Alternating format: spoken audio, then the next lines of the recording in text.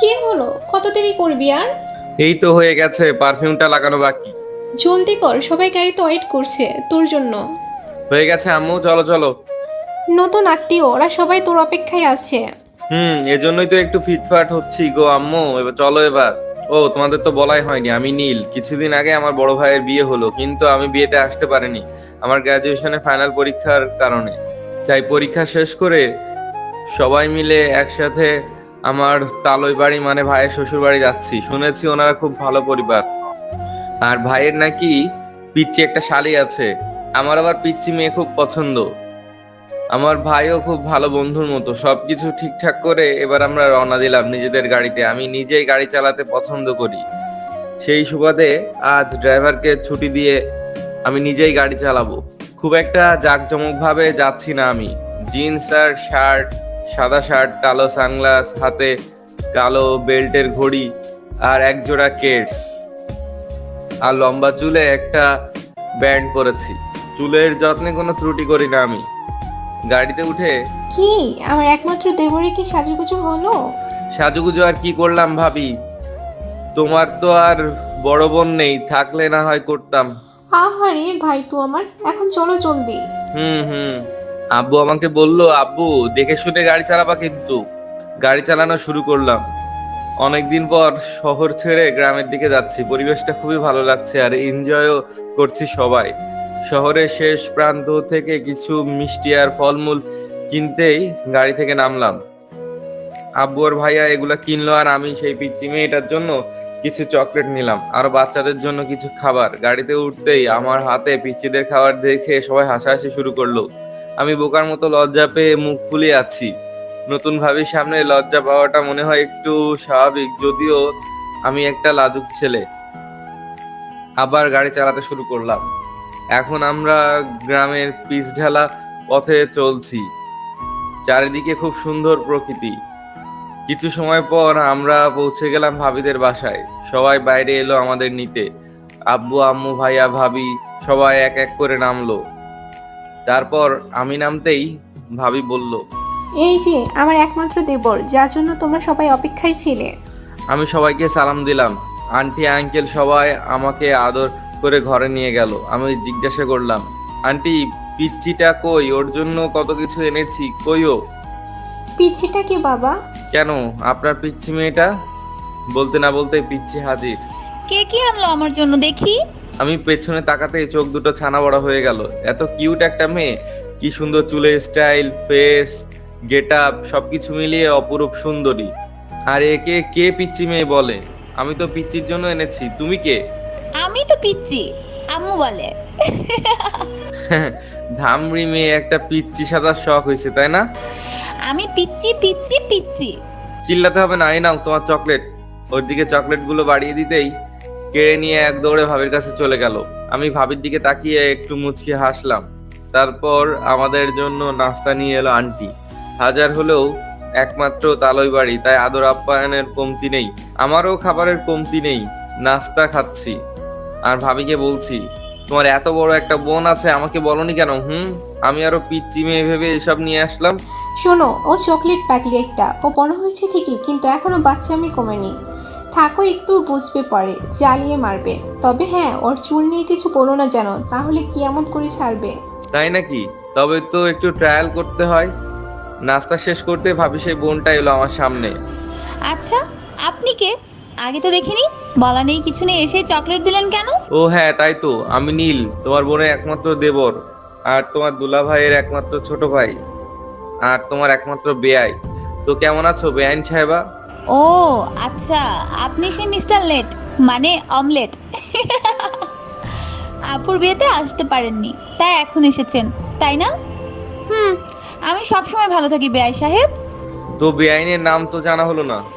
আমি তিশা, নাম তো শুনছেন মনে হয়। এসব পচা নাম শুনি না। ও আচ্ছা, তাই নাকি? মেহমান তারপর প্রথমবার এসেছেন, তাই কিছু বললাম না। না হলে না হলে কি শুনি? তিশা কি করতে পারে তা বুঝাতাম। শুনলাম তুমি নাকি তোমার চুলের খুব যত্ন নাও, ভাবছি একদিন চুলগুলো আমি একটু যত্ন নিব। খবরদার, আমার চুল নিয়ে একটা কথাও বলবেন না, তাহলে আপনার খবর আছে। এই যে বেআইন, ভালো হবে না যদি আমার সাথে লাগতে আসো, বুঝলে? আপনিও লাগতে আসবেন না, বুঝলেন? ঢঙ্গি মেয়ে একটা। এটা বলে তিশার চুল টেনে হন হন করে চলে গেলাম ভাবির কাছে। আমার পেছনে তেড়ে আসছে আমার কিউট বেআইন। ভাবির কাছে গিয়ে বললাম, ভাবি তোমার বোনকে বলে দিও আমার সাথে যেন লাগতে না আসে। সাথে সাথে তিশাও হাজির। মনে হচ্ছে আমাকে কাঁচা চিবিয়ে খেয়ে ফেলবে। চোখে মুখে প্রচন্ড রাগ। আপু, তোমার দেবরকে বলে দিও আমার চুলে যেন হাত না দেয়। ইস, যে না পাটের আশের মতো কয়টা চুল, তার জন্য এত ভাব। কোন দিন পাটের ব্যাপারই পাঠিয়ে দিবনে, না হলে আগুন লাগিয়ে পুড়িয়ে নুডলস রেঁধে খাবো। কি বললে শয়তান ছেলে? আপু, তুমি কিছু বলবে না? তোমার এই পিচ্চি বোনটাকে এভাবে বললো আর তুমি চুপ করে হাসছো? বাহ, চমৎকার। এজন্যই বলে বিয়ের পর মেয়েরা তাদের বোনকে ভুলে যায়। ঠিক আছে, থাক, কিচ্ছু বলতে হবে না।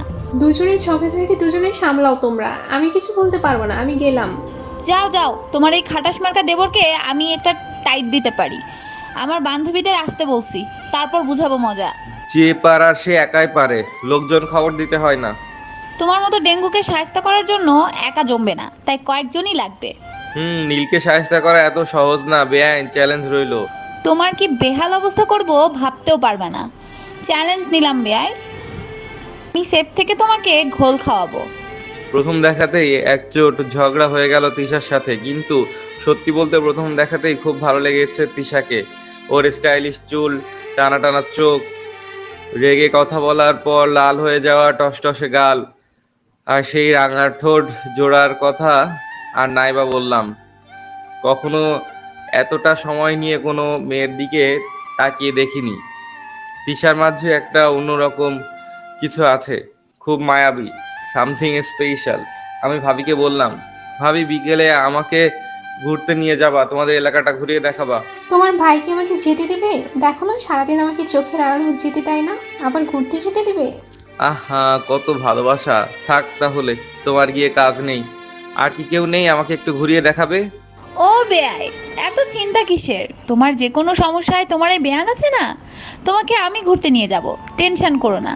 তাহলে তো আর চিন্তা নেই, দুপুরে খেয়ে তারপর বের হব। মনে মনে তো এটাই চাচ্ছিলাম। ওকে বেয়াই। হ্যাঁ, একবার চলো, তারপর বুঝবা। হুম। তিশার দুষ্টু হাসিটা ভালো করে বুঝতে পারলাম, হয়তো আমাকে ডায়েট দিতে কোনো ফোন দিয়ে এটেছে। কি জানি কি করে। আমি বারবার এদিক ওদিক শুধু তিশাকে খুঁজছি।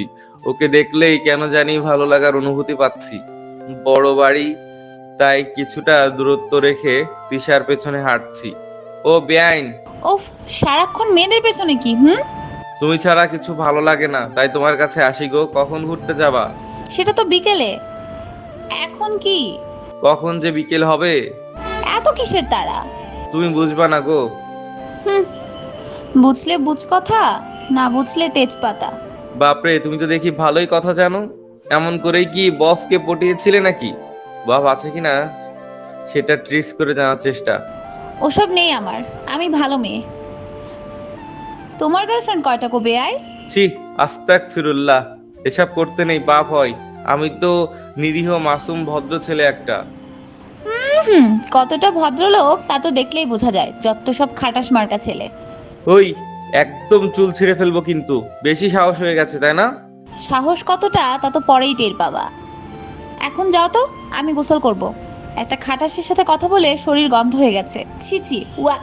একটা সুন্দরী মেয়ের কাছে বোল্ড হয়ে গেলাম, অবশ্য ভালোই লাগলো। সোজা চলে গেলাম আম্মুর কাছে, গিয়ে আঁচল দিয়ে মুখ ঢেকে রেখেছি। কি রে, আজ হঠাৎ আম্মুর কোলে? ব্যাপার কি? কই কিছু না তো।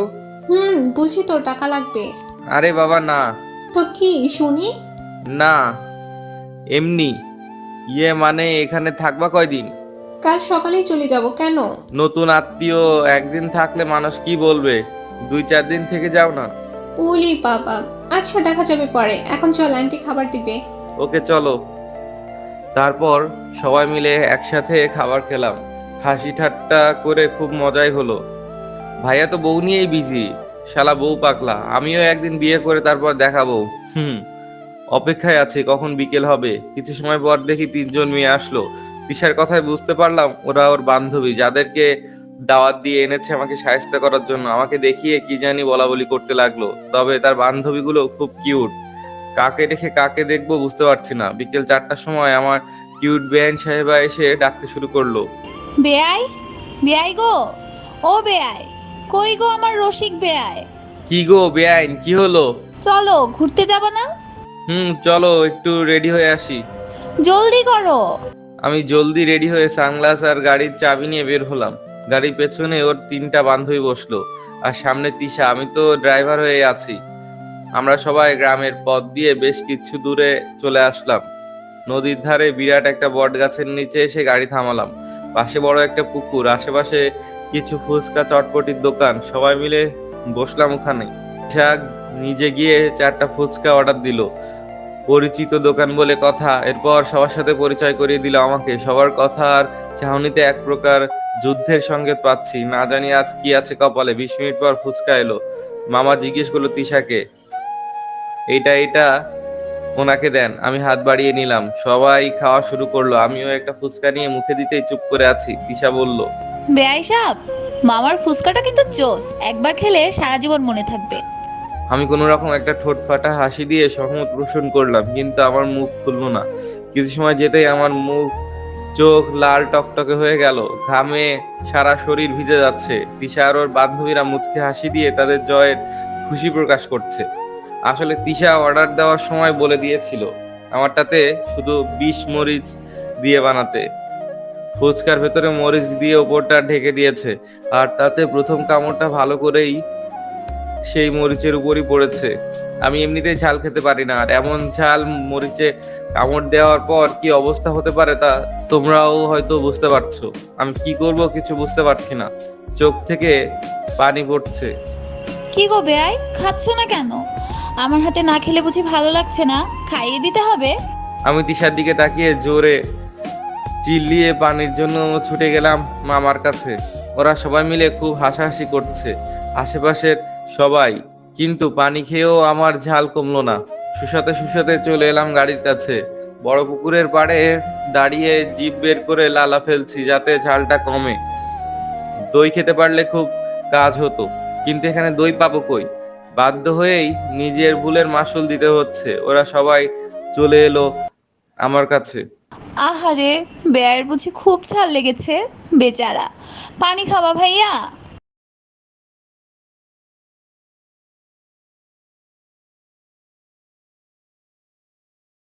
আমি কিছু না বলেই চুপ করে আছি। হঠাৎ 4জন মিলে আমাকে ধাক্কা দিয়ে পুকুরে ফেলে দিল। বেয়াই, পুকুর থেকে একটা ডুব দিয়ে আসো, সব ঝাল চলে যাবে। এটা বলে হাসাহাসি শুরু করলো। ওরা সাকসেস ওদের যুদ্ধে। আমার অবস্থা তখন নাজেহাল। কাদা পানিতে ভিজে আমার ঝালে আধমরা হয়ে গেছি। ওরা খুব মজা নিচ্ছে সবাই। আমি কোনো রকম উঠে এলাম। লজ্জায় ওদের দিকে তাকাতেই পারলাম না। মাথা নিচু করে বললাম, ইট মারলে পাটকেল খেতেই হবে। তারপর চলে এলাম বাসায়। গাড়ি থেকে নামতেই বাড়ির সবাই হা করে তাকিয়ে আছে আমার দিকে। ভাবি আর ভাইয়া এসে বলল, জানতাম এমন কিছু একটা হবে। এত যত্ন করে নিয়ে গেল আমার বোনটা, আর কি হাল করে নিয়ে এলো। এর পরিণাম কতটা খারাপ হতে পারে তা তোমরাও বুঝবে বলে দিলাম। আমার মতো একটা নিরীহ মাসুম পোলারে এমন নাকানি চুপানি খাওয়ানো প্রতিশোধ আমিও নিব। কোনো রকমে অশ্বে গিয়ে আগে ফ্রেশ হয়ে নিলাম। তারপর আয়নার সামনে দাঁড়িয়ে দেখি চোখ মুখ লাল হয়ে গেছে। ভাবি ফ্রিজ থেকে দই এনে দিল। খেয়ে অনেকটা শান্তি পেলাম। তিশাকে আমি ছাড়বো না। ওর কি হাল করবো তাও জানে না। এখন কিছু বলবো না। হঠাৎ আমার রুমের দরজার সামনে তিশা হাজির। ভেতরে আসতে পারি বেয়াই? হাতে ইশারা করে আসতে বললাম। তা এখন কেমন বোধ হচ্ছে বেয়াই? প্রেম প্রেম বোধ হচ্ছে বেআইন। মানে কি? কিছু না, ঝালের প্রেমে পড়েছি। আরো খাবা? না, এবার খাওয়াবো। এক লাফে উঠে দরজা আটকে দিয়ে তিশার চুলের ভেতর হাত দিয়ে তিশাকে জড়িয়ে তারপর ওর গোলাপি পাপড়ির মতো ঠোঁটগুলো আমার ঠোঁটের দখলে নিয়ে চোখ বন্ধ করে লিপ কিস করতে শুরু করলাম। তিশা আমাকে ছাড়ানোর ব্যর্থ চেষ্টা করছে। কিছু সময় পর তিশার সেই জোড়াজড়িটুকু আর থাকলো না, নিস্তেজ হয়ে গেছে। বেশ কিছু সময় পর তিশাকে ছাড়লাম আমার বাহুডোর থেকে। ও বিছানায় বসে আমার দিকে অবাক হয়ে তাকিয়ে আছে। ও মনে হয় কল্পনাও করতে পারেনি এমন কিছু একটা করব। কি বেআইন, এখন কেমন বোধ হচ্ছে? এটা তুমি কি করলে? কেন, ঝাল খাওয়ালে তো তাই মিষ্টিটা পাওনা ছিল, সেটাই আদায় করে নিলাম আর কি। কুত্তা হারামি, শয়তান লুচ্চা ছেলে, আমি তোমাকে ছাড়বো না বলে দিলাম। আমি আবার ওকে জড়িয়ে ধরে বললাম, ছাড়তে কে বললো, ধরে রাখো। ছাড়ো আমাকে, এর শোধ আমি তুলবো। আমিও রেডি আছি বেআইন। ঠোঁট মুছতে মুছতে তিশা হনহনিয়ে বের হয়ে গেল। আমি বিছানায় শুয়ে একটু রিল্যাক্স ফিল করছি এখন। প্রতিশোধের আগুন কিছুটা জ্বালাতে পেরেছি। এখন সারা রাত আমাকে নিয়েই ভাববে মেয়েটা। ভাবি একটু পর রুমে এসে জিজ্ঞেস করলো, নীল, কি অবস্থা এখন? ঠিক আছে তো? ভাবি, একটু আগে একটা বড় মিষ্টি খেলাম, এখন আর ঝাল লাগছে না। কি মিষ্টি খেলে? খেয়েছি দুনিয়ার সবচেয়ে ভালো মিষ্টি। কি জানি বাপু, তোমার কথার আগামাথা খুঁজে পাই না। হা হা হা। তোমার বোনটা কই? সাবধানে থাকতে বলো। তুমি সাবধানে থেকো ওর থেকে, না হলে আবার কি করবে কে জানে। কিন্তু তুমি কিছু মনে করো না, ও তো এখনো ছোট। দূর, কি যে বলো ভাবি। বেয়াই তো বেয়াইয়ের সাথে একটু দুষ্টামি করবে, এটাতে মনে করার কি আছে? তা তো ঠিক। গিয়ে দেখো তোমার বোন কি করে। আচ্ছা থাকো তুমি। ভাবি চলে গেল তিশার রুমে। আমার পিচ্চি বোনটা কি করে রে? কথা বলবা না আমার সাথে? কেন কেন, কি হলো? তোমার দেবর একটা পচা, ওর সাথে কথা বলবো না আমি। কি করলো সে? তুই তো ওর নাজেহাল অবস্থা করলি। আর ও কি করেছে জানো? কি করেছে? না থাক, কিছু না, ওকে আমি ছাড়বো না। কি হয়েছে বল আমাকে। বললাম তো কিছু না। ভাবি রুম থেকে বের হতে আমি তিশার রুমে দরজায়। কি বেআইন, খুব রাগ হচ্ছে নাকি? চুপ, কোনো কথা বলবা না আমার সাথে। আহা গো, রাগে শরীর জ্বলছে, দাঁত কটমট করছে, আমাকে খুব মারতে ইচ্ছা করছে। এমনটা যদি হয় তবে তুমি আমার প্রেমে পড়ে যাবে কিন্তু। What the hell are you talking about? সত্যি খুব বেশি রাগ প্রেমের পূর্ব লক্ষণ। কচুর লক্ষণ। তিশা কারো প্রেমে পড়বে না। সেটা কদিন পরেই বোঝা যাবে। তোমার মতো খাটাস মার্কা ছেলের প্রেমে পড়বো আমি? কোনোদিনই না। প্রেম তো দুদিনের হয়, ভালোবাসাটা সারা জীবনের। যাক, তোমার বুদ্ধি আছে, এটা ভালো একটা গুণ। তুই যে আমাকে সারা জীবনের জন্য ভালোবাসতে চাও, শুনে ভালো লাগলো বেআইন। ওরে শয়তান ছেলে, ভাগো এখান থেকে এক্ষুনি। আরে যাচ্ছি। এত রাগের কি আছে শুনি? না গেলে কিন্তু আপু ভাইকে ডেকে বকা খাওয়াবো। তাই নাকি? তাহলে তো যাবোই না। ডাকো ভাই ভাবিকে ডাকো, দেখি কে কি বলে আমাকে। আপু ভাইয়া। ডাকো। ভাবি এসে জিজ্ঞেস করলো, কিরে ডাকছিস কেন? তিশা কিছু বলার আগে আমি ফ্লোরে বসে এমন ভাব করলাম যেন খুব ব্যথা পেয়েছি। উফ ভাবি, প্লিজ আমাকে ধরে উঠাও। ও মা গো। আরে নীল, কি হয়েছে তোমার? আর বলো না, তোমার ডাইনি বোন আমাকে আবার। থাক, বলতে হবে না, বুঝেছি। আয় পিচ্ছি শয়তান, কি পেয়েছিস আমার আদর দেবরকে? হ্যাঁ, একের পর এক মেনে যাচ্ছিস। একটা মায়ের দিব যদি আবার নীলকে কিছু করিস। আপু বিশ্বাস করো, আমি কিছুই করিনি। তোমার ওই শয়তান দেবরকে ও এমনি এমনিই বলছে। চুপ, আরেকটা কথাও বলবি না। দেখ তো কিভাবে পড়ে ব্যথা পেয়েছে। আমি আরো তোমাকে ডাকছি ওর নামে। থাক, হয়েছে। আর যদি ওর পিছনে লেগেছিস তবে তোর খবর আছে। নীল, আসো আমার সাথে। চলো ভাবি, তোমার এই দজ্জাল বোন আমাকে মেরেই ফেলবে। আমি তিশার দিকে তাকিয়ে শয়তানি হাসি দিয়ে চোখ মারছি, আর তিশাও হাতের ইশারায় বোঝাচ্ছে আমাকে গলা টিপে মারবে। ভাবির সাথে রুম পার করেই ওনাকে ভাইয়া রুমে পাঠিয়ে আবার দৌড়ে এলাম তিশার রুমে। এখনো রাগে কটমট করছে। আমি পেছন থেকে জড়িয়ে ধরে মুখে হাত দিয়ে চেপে ঘাড়ে কিস করতে করতে কানের কাছে আস্তে করে বললাম, ডাইনি মেয়ে, তোমার ঘুম আমি হারাম করবই। তারপর তিশাকে ঘুরিয়ে ওর গোলাপি ঠোঁটের স্বাদটা আবার নিলাম। তারপর বিছানায় ধাক্কা দিয়ে ফেলে চলে গেলাম আম্মুর কাছে। আম্মু, একটা কথা বলবো, রাখবা? কি কথা? বলছি যে আমাদের সাথে তিশাকেও নিয়ে যাওয়া বেড়াতে আমাদের বাড়িতে। আচ্ছা, এই ব্যাপার। হঠাৎ এত টান বাড়লো যে ওর জন্য? না এমনি। দেখি, বলে দেখবো। না, কথা দাও। আচ্ছা। খুশিতে নাচতে নাচতে চলে গেলাম ভাবির কাছে। ভাবি, একটা কথা বলবো? বলো। কাল সকালে বাড়ি যাবো তো। হুম। কে যাবা? কেন, আমাদের সাথে শুধু তিশা যাবে, ও থাকবে কিছুদিন। কি বললে? সত্যি? কেন? না গো, এমনি, ভালোই হবে। এবার খাবার টেবিলে চলো। ওকে। মেঘনা চাইতেই বৃষ্টি। খবরটা পেয়ে আনন্দে আমার যায় অবস্থা। এবার ভালো করে টাইট দিতে পারবো তিশাকে। টেবিলে বসতেই তিশা আমার বিপরীতে বসলো, আমার দিকে রাগ নিয়ে তাকিয়ে আছে। খাবার খেতে শুরু করে তিশার পায়ে স্লাইড করছি। তাতে তার চেহারাটা দেখার মতো ছিল, অসাধারণ সৃষ্টি। বেশ মাখো ব্যাপারটা। আজ দুটো কিসেই তিশার ঘুম হারাম হবে। কাল থেকে আরো ডোজ বাড়াবো। খাবার শেষ করে রুমে গেলাম শোবার জন্য। দরজা আটকানোর প্রয়োজন মনে করলাম না। রাত তখন 12টার কাছাকাছি হবে, সবাই ঘুমে বিভোর। হঠাৎ জানালায় কারো উপস্থিতি টের পেলাম। তারপর পা টিপে রুমেও প্রবেশ করলো। আমি চুপ করে আছি, কিছুটা ভয় পেলেও বাইরে কেউ হবে বলে মনে হচ্ছে না। হঠাৎই একটা টর্চ জ্বালিয়ে আমার চোখে ধরে রেখেছে, আমি আর কিছুই দেখতে পাচ্ছি না। এই কে রে? কোনো কথা না বলে এক জগ পানি ঢেলে দিল আমার উপর। আমি লাফিয়ে উঠলাম, আচমকা পানি লাগাতে এবার একটু হকচকিয়ে গেছি। চিল্লিয়ে ডাক ছাড়লাম চোখ বন্ধ করে। কিছু সময় পর ভাবি আর তিশা এলো, সবার কাঁচা ঘুমে চোখ, কিন্তু তিশার চেহারা দেখে বোঝা যাচ্ছে তার ঘুমন্ত চেহারা না। আর সেই আগে এসে জিজ্ঞেস করলো, কি হলো বেয়াই? এত রাতে কি হয়েছে তোমার? এভাবে চিল্লাচ্ছ কেন? আহ, আমি আর কি বলবো, দুজনই আমার এই অবস্থা দেখে ওরা এমনি লজ্জিত, তবে কে করলো এটা আমি চিন্তিত। আমি আর ভাবি দুজনেই বুঝলাম কাজটা আর কেউ নয়, ডাইনি তিশাই করেছে। শুধু বললাম শোধ আমিও নিব। তারপর অন্য একটা রুমে গিয়ে শুয়ে পড়লাম। রাতটুকু শুধু প্ল্যান করতে করতেই কাটলো। সকালে সবাই খাওয়া দাওয়া করে বেরিয়ে পড়লাম। আজ তিশার সাজগুজু দেখে মন চাচ্ছিল বউ বলে জড়িয়ে ধরি, খুব সুন্দর লাগছে।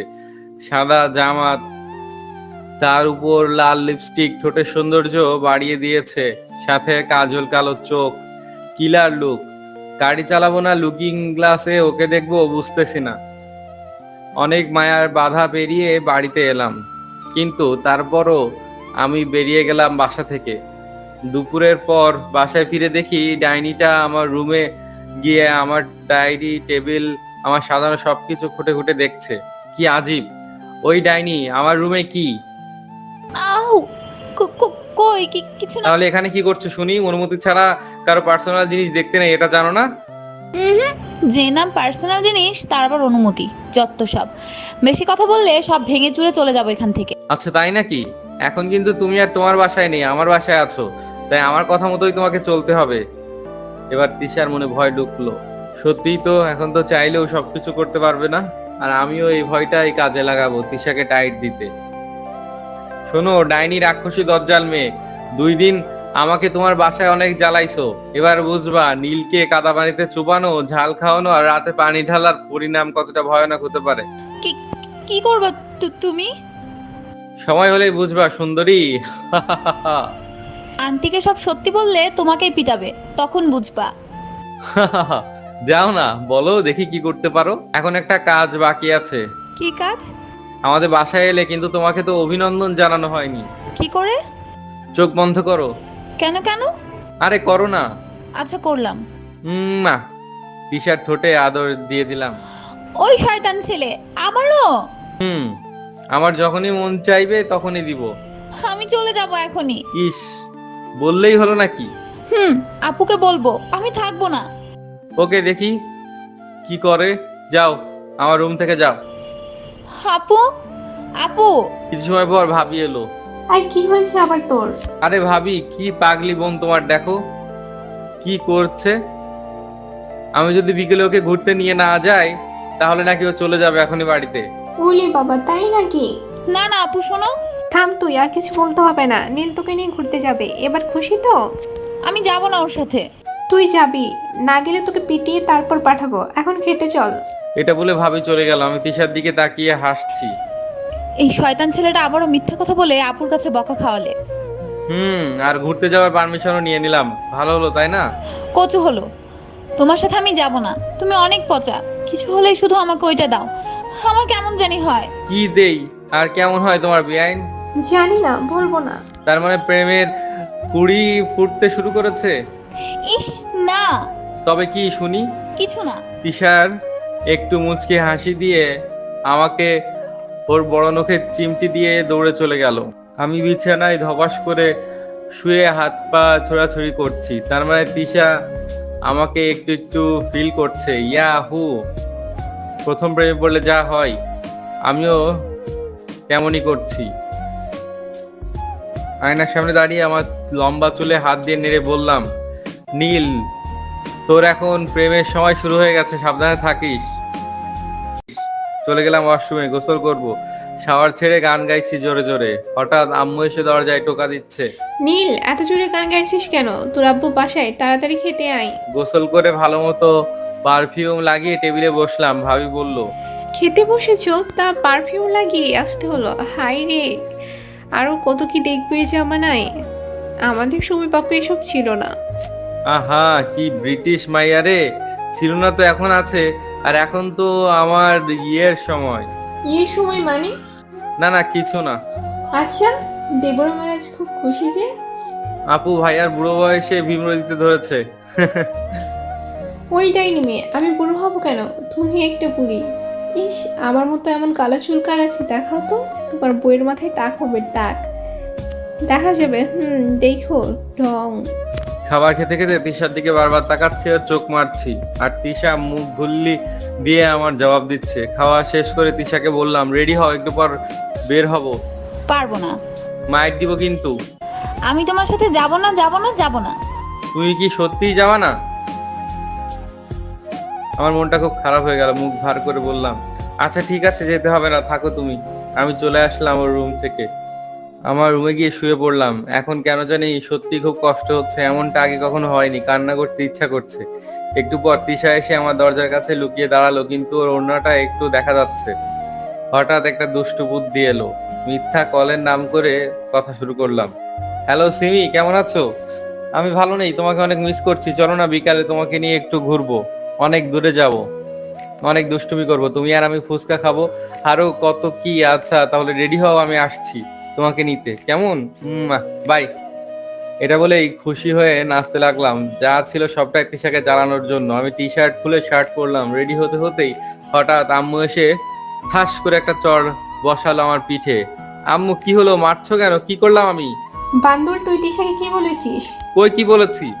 ও নাকি তোকে ঘুরতে নিয়ে যেতে বলেছে, আর তুই ওকে না নিয়ে নাকি কোন সিমিকে নিয়ে যাবে বলেছিস, আর তিশাকে বকাও দিয়েছিস। আজীব, আমি কখন এসব বললাম? আন্টি, ভাইয়া আমাকে একটু সহ্য করতে পারে না, সবসময় আমাকে এড়িয়ে চলে। কোনো সিমি টিমি বুঝি না, তুই তিশাকে নিয়ে ঘুরতে যাবি এখন।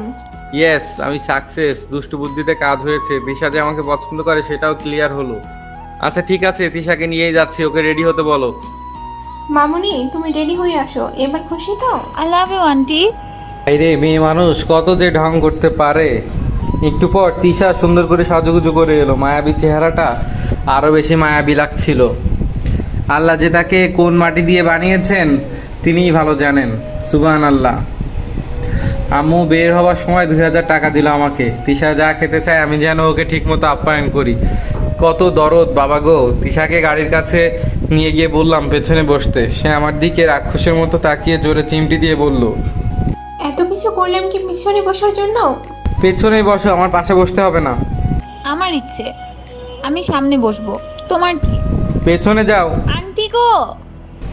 আরে আসো আসো, পেছনে কেন বসবা, সামনে কত জায়গা। ভিতর ডিম একটা। কতটা ভীতু তা তো জানোই, আজ আরো জানবে। তিশা কাউকে ভয় পায় না, কি বা করবা তুমি? চলো চলো, গেলেই বুঝবা। চলো দেখা যাক ভিতর ডিম। তিশাকে সামনে সিটে বসিয়ে আমি গাড়ি চালানো শুরু করলাম। আমি কিছুক্ষণ পর পর তিশাকে দেখছি, কি অপরূপ সুন্দরী মেয়ে। গাড়ির জানালা খোলা থাকায় বাতাসে ওর লাল কালো রেশমি চুলগুলো উঠছে এলোমেলো হয়ে। হঠাৎই গাড়ি ব্রেক করলাম। কি হলো, গাড়ি থামালে কেন? তোমার সমস্যা কি বলো তো? আমাকে ঠিক মতো গাড়িও চালাতে দিবা না? আমি আবার কি করলাম শুনি? তোমার ওই উড়ুক্ক চুলের মায়ায় আমার গাড়ি চালাতে সমস্যা করছে। আমাকে পটানোর চেষ্টা করে লাভ নেই। পটাবো কেন? তুমি তো পোটে বসে আছো। ওরে বাবারে, তাই নাকি? সেটা তো প্রমাণ করলে আজ। কিভাবে শুনি? কেন, সিমির কথা শুনে আম্মুকে ডেকে আনলে? ও ওয়েট ওয়েট, ভুলে গিয়েছিলাম। এই সিমিটাকে সত্যি করে বলো। হবে কেউ একজন। আমি জানতে চাইছি, সত্যিটা বলো, তুমি কি সিমিকে ভালোবাসো? তাতে তোমার কি? তুমি তো আর পড়বে না নীলের কথায়, তাই না? কথাটা বলতে দেরি আছে, কিন্তু দিশা তেড়ে এসে আমাকে চিমটি আর খামচি দিতে দেরি হলো না। তুমি না বললে আমি এখনই গাড়ি থেকে নেমে চলে যাব। আরে সিমিটাকে আমি নিজেও জানি না। তোমার ওড়না থেকে রাগানোর জন্য তখন সিমি নামটা ধরে কথা বলেছিলাম। কি, আমাকে বোকা বানানো? এত বড় সাহস! আমি যাব না তোমার সাথে। তিশা গাড়ি থেকে নেমে দাঁড়ালো। আমি ওর সামনে গিয়ে বললাম, এই যে ম্যাডাম, এত রাগারাগি কেন করছো শুনি? আপনি তো বলেছিলেন যাবেন না আমার সাথে, আবার সিমির কথা শুনে আম্মুকে ডেকে আনলেন কেন? কেন এমনটা করেছেন তা কি আমি বুঝি না ভাবছেন? আমি বললাম বলে কি অন্য কারোর সাথে যেতে হবে? আজীব, অন্য কেউ কি আছে নাকি? থাক, আমাকে বোঝাতে হবে না। আজ হয়তো আমি ছিলাম, না হলে ঠিকই অন্য কারোর সাথে যেতে তুমি। সবসময় উল্টা বুঝো কেন? মেয়েদের স্বভাবটাই এমন। ঠিকই বুঝি, যাও সিমির সাথে যাও তুমি। তিশা মনটা গোমরা করে মাথা নিচু করে আছে। আমি তিশার থুতনিতে হাত রেখে মুখটা একটু উঁচু করে বললাম, একটা সুন্দরীর আগি ঝাল মেয়েকে জ্বালানোর জন্য এতটুকু করেছি, সেজন্য তো জানতে পারলাম সে আমাকে কতটা ভালোবাসে। একটুও ভালোবাসি না তোমাকে, তুমি খুব পচা। পচা ছেলের জন্যই তো এখন মন খারাপ করে আছো। তিশা আমার দিকে মুখটাকে মলিন করে তাকালো। আমি আবার প্রেমে পড়ে গেলাম। এই পচা মেয়ে আমার দিকে এভাবে তাকাবে না। আমি তোমাকে আজ টাইট দিতে এনেছি, এমন করে তাকালে আর টাইট দিতে পারবো না। এই কথা শুনে তিশা হেসে দিল, মন খোলা হাসি, এক পলকে দেখছি তাকিয়ে। তিশা গাড়িতে গিয়ে বসলো, আমিও গেলাম। শোনো, একটা কথা বলবো। বলো। ধরো আজ আমি একা, তুমি আমার কি ক্ষতি করতে চাও শুনি? কি আর করব? আচ্ছা, তুমি যা ইচ্ছে হয় করতে পারো। তিশা, তোমার ক্ষতি করার ইচ্ছে থাকলে তো বাসায় করতে পারি, বাইরে এসে কেন করব? আসলে তোমার সাথে খুনসুটি করতে খুব ভালো লাগে। জানো, তুমি যেদিন আমার নাজেহাল অবস্থা করেছিলে সেদিন খুব হেসেছি সারা রাত তোমার পাগলামোর জন্য। কিন্তু তুমি কি জানো, তুমি যেদিন আমাকে ওইটা দিলে সারা রাত ঘুমাতে পারিনি আমি। প্রথম একটা ছেলে আমাকে এভাবে কিস করলো, তাও আমার রুমে এসে। কেমন লেগেছিল তখন? বললে হয়তো বোঝাতে পারবো না, তবে কিছু একটা হয়েছিল। কি হয়েছিল? তিশা আমার দিকে তাকিয়ে আছে। হঠাৎ আমার কলার টেনে ওর ঠোঁটগুলো আমার ঠোঁটে চেপে ধরে চোখ বন্ধ করে আছে। আমিও অবাক হয়ে চোখ বন্ধ করে ওর ঠোঁটে ভালোবাসার রেখা খুঁজতে ব্যস্ত হয়ে গেলাম। বেশ কিছু সময় পর তোমার এখন কেমন হচ্ছে? ঠিক আমারও এমনটাই হয়েছিল বেয়াই। হাঁপাতে হাঁপাতে বলল, এভাবে কিস করলে কিন্তু আজই বিয়ে করে ফেলবো। আমার তো শখ নেই তোমার বাড়িতে এসে সংসার করার। একবারই দুই বোনের সংসার হলে সমস্যা হবে। মানে কিসের সমস্যা শুনি? বড়রা বলে কচু হবে। খাও গিয়ে তুমি, আমি বিয়ে করব না। তাহলে আমাকে এভাবে কিস করলে কেন? পাওনা মেটালাম। ওরে হারামি, আজ তোমাকে ছাড়বো না। এখানেই থাকবা নাকি আমাকে একটু ঘোরাবা তোমার এলাকায়? ওকে চলো। তিশা জানালায় তাকিয়ে মুচকি হাসছে। আমি গাড়ি নিয়ে চলে এলাম একটা রেস্টুরেন্টে। ভেতরে গিয়ে ছোট একটা টেবিলে বসলাম। আশেপাশে তেমন কেউ নেই, নিরিবিলি। আমি ফোন বের করে তিশার কিছু ছবি তুললাম। তারপর ওর পছন্দ মতো সব কিছু অর্ডার করে খেয়ে বাইরে এলাম। ওর জন্য কিছু গিফট কিনে ওকে দিলাম। একটা গোলাপি লিপস্টিক কিনে ওকে কানে কানে বললাম, এটা 7টা রাতে নিব। শুনেই আমাকে একটা চিমটি দিল তিশা। অনেক মজা করলাম দুজন, হাসি ঠাট্টা খুনসুটি। ওর চিমটি আর কিল খেতে খেতে শরীরটা ব্যথা হয়ে গেছে আমার। একটু পর ভাবির ফোন এলো। কি গো দেবরামা, কোথায় তোমরা? এই তো ভাবি, মার্কেটে আছি। আমার বোনটা কই, ওকে একটু দাও। তিশার দিকে ফোনটা এগিয়ে দিলাম। আপু বলো। কি রে, কি করছিস তোরা? তোমার দেবর তার সিমির জন্য কি কি গিফট কিনবে তাই আমাকে নিয়ে মার্কেটে এলো। আজ এরা ঝামেলা একটা। এটা শুনেই দিশাকে খোঁচাতে লাগলাম। ভালো তো, আসবি কখন তোরা? এই তো হয়ে গেছে, এখনই আসবো। আচ্ছা, সাবধানে আসিস। আচ্ছা আপু। ওই, আমি সিমির জন্য কিনলাম এগুলো। আমি কি করে বলবো? চলো বাসায়, তারপর বুঝাবো। কচু কইরো। তারপর দুজনে গাড়িতে গিয়ে বসলাম। তিশা আমার দিকে তাকিয়ে আছে। কি দেখছো এভাবে? কিছু না। প্রেমে পড়লে এমন করেই দেখে সবাই। বয়ে গেছে আমার। কিছু সময় পর বাসায় এলাম।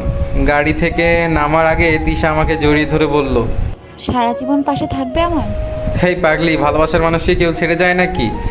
আমি সবসময় তোমার পাশে থাকবো। জানো, আজ তোমার সাথে কাটানো এই সময়টাতে আমার খুব ভালো লেগেছে। খুব আনন্দে ছিলাম। একটা অজানা ভালো লাগা ছিল পুরো সময়টাতে। জানি না তোমার মাঝে কি আছে, সত্যি পাগল করে দিয়েছো আমাকে। আমি বাসায় গেলে তোমাকে ছাড়া কি করে থাকবো জানি না, অনেক কষ্ট হবে আমার। তিশার গলাটা ভারী হয়ে গেছে, চোখে 2 ফোঁটা জল। তিশা, এভাবে কাঁদছো কেন? তোমার একার কষ্ট হবে নাকি? আমার কি হবে না? আমি কাছে না থাকলে অন্য কারোর সাথে ঘুরতে যাবা না তো? তোর কি বলো এসব? নীল শুধু তিশার হয়েই থাকবে, অন্য কারো নয়। প্রমিস করো। প্রমিস।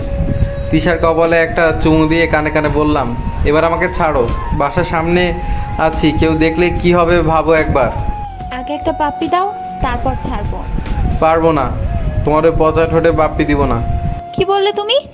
আমার পচা ঠোঁট? ওকে, আমিও আর দিব না। তিশা হনহনিয়ে চলে গেল। আমি হাসছি। গাড়িটা গ্যারেজে রেখে একটু পর রুমে যেতেই ভাবি আর আম্মু এলো। কি রে, কেমন ঘোরালি আমার মামনিকে?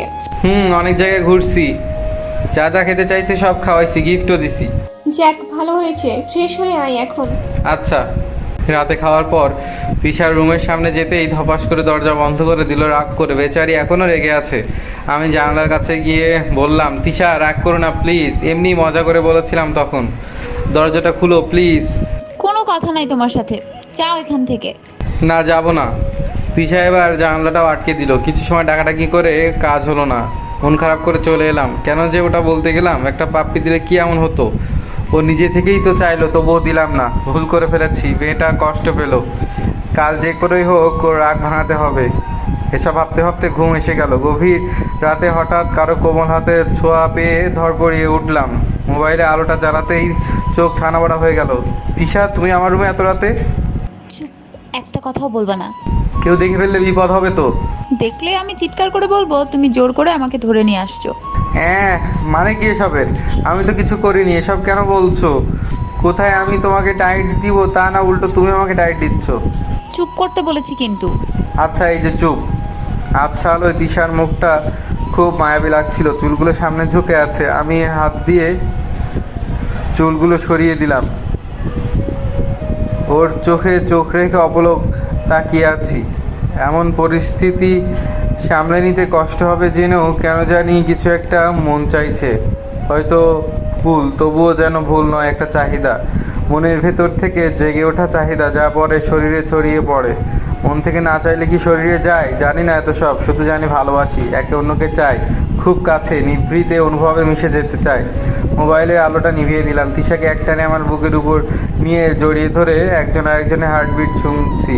এই অনুভূতিটা সত্যি সব কিছু থেকে আলাদা। এতটা ভালোবাসা এভাবে থাকার বলে বোঝানো যাবে না। তিশা একটু পর আমার লোমওয়ালা বুকে একটা কিস করলো, কানের কাছে এসে বলল, নীল, আজ আমি তোমার হতে চাই। আমি তিশার কপালে চুমু দিয়ে বললাম, আমার করে নিয়েছি অনেক আগেই, কিন্তু অধিকার খাটাবো বিয়ের পরের, আগে নয়। আমি এত কিছু বুঝি না, আজ আমি তোমার সাথে মিশে যেতে চাই। তিশা, পাগলামি করো না, বোঝার চেষ্টা করো। আমি কিছু বুঝতে চাই না।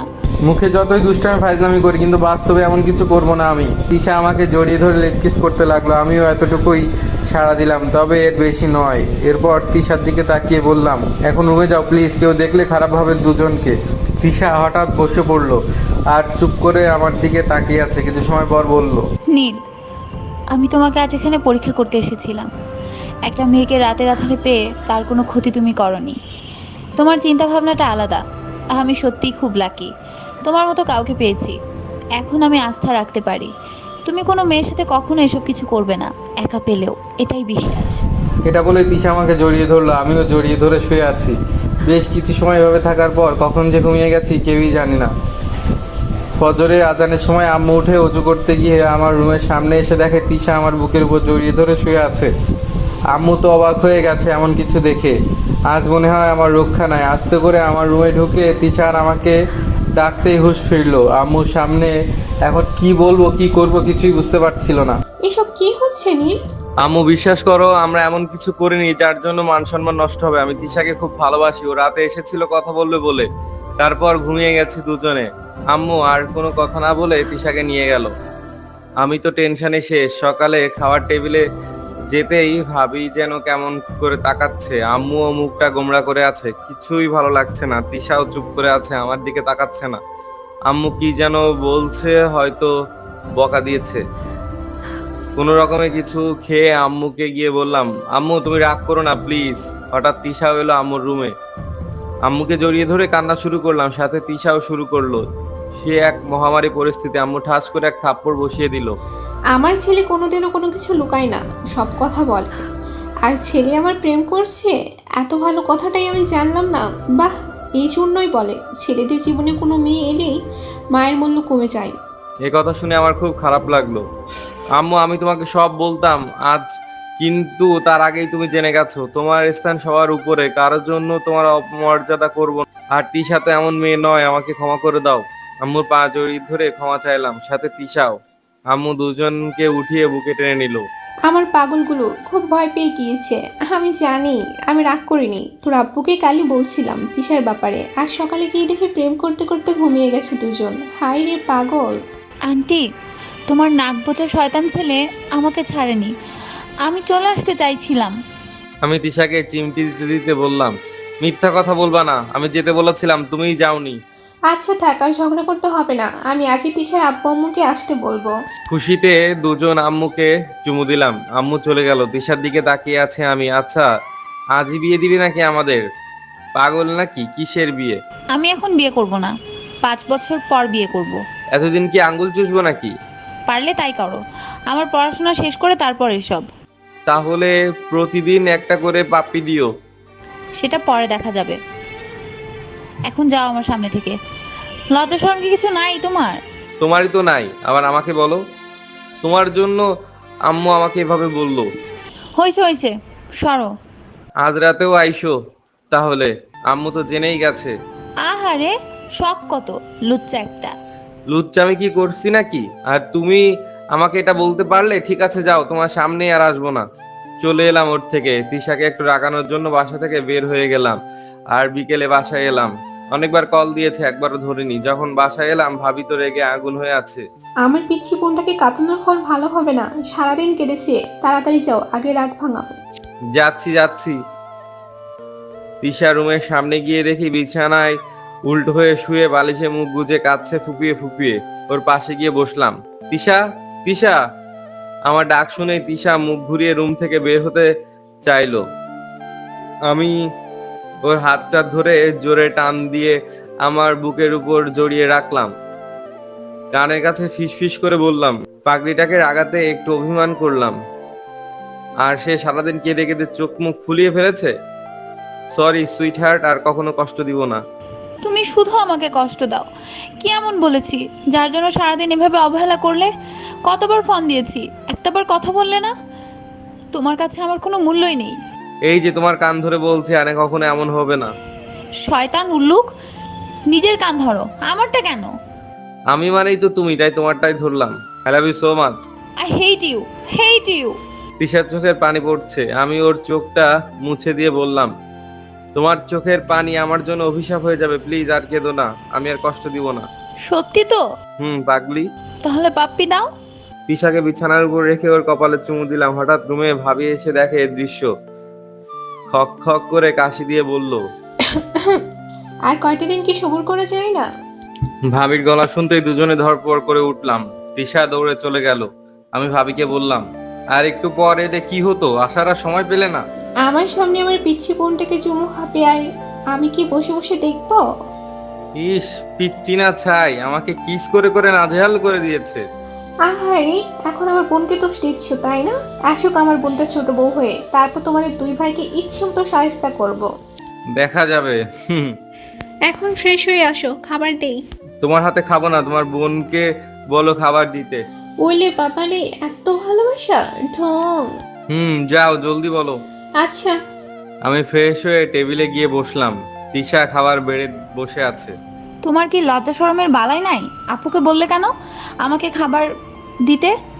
তো কি হয়েছে? বউ যদি খাবার না দেয় তো কে দেবে? এই যে এখনো বিয়ে হয়নি। করে নিব তো আজই। জি না, এত জলদি না। সেটা পরে দেখবো, এখন খেতে দাও প্লিজ, সারাদিন কিছু খাইনি। যাও না, বাইরে বাইরে থাকো। বিয়ের পর বুঝবা এইভাবে বাইরে থাকার মজা। দরজা বন্ধ করে দিব, ঘরেও ঢুকতে পারবা না। ওরে আল্লাহ, কি বলে? এখনই এভাবে বলছো? বিয়ে করলে তো আমি শেষ। এমন জল্লাদ কেন তুমি? কথা মতো চললে ভালো, না হলে খবর আছে। ভবিষ্যতে করুণ পরিণতির সিগন্যাল পেয়ে ঢোক গিলতে শুরু করলাম। এজন্যই বলে বিয়ের পর সব মেয়ে বদলে যায়। বিকেলে ছাদে গেলাম তিশাকে নিয়ে। শুনলাম ওরা আব্বু আম্মু নাকি সন্ধ্যায় আসবে। একটু লজ্জা লাগছিল, যদিও তবু খুশি ছিলাম। বিয়ের আগে মেয়েদের শ্বশুর বাড়ি যেতে নেই, আর আমি হবু শ্বশুর বাড়ি এভাবে ঘুরে বেড়াচ্ছি। কি লজ্জা। চুপ থাকো তো, কিসের লজ্জা? তোমাকে আনার জন্য আম্মুকে আর ভাবিকে কত ম্যানেজ করেছে জানো তুমি? থাক থাক, ছ্যাঁচড়ার মতো আমাকে দেখেই ভিমড়ি খেয়েছিলে। একটা মাইট দিব। স্যাঁচরা আমি করেছি বলে আজ তোমাকে এত কাছে পেয়েছি। ঠং। দেখো এখন কিন্তু আশেপাশে কেউ নাই। তো কি হচ্ছে? পাপ্পি দিব কিন্তু। পারোই তো এটা, আর কিছু তো পারো না। সেটা বাসর রাতে বুঝবা। যা দুষ্টু।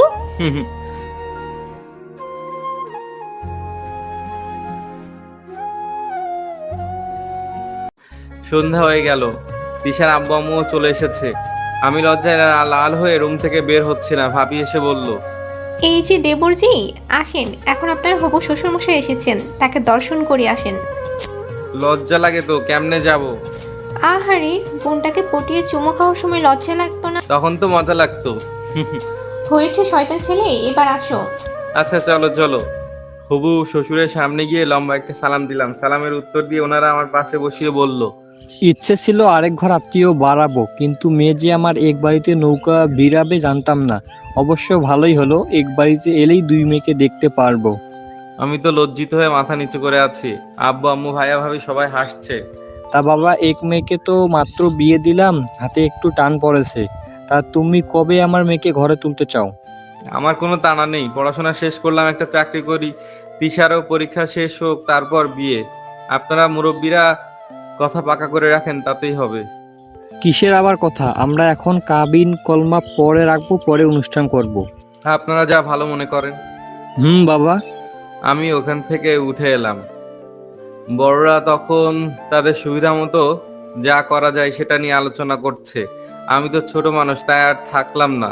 রুমে এসে ভাবছি, আজ আমার বিয়ের কথা চলছে, তার মানে একটা দায়িত্ব বেড়ে গেল।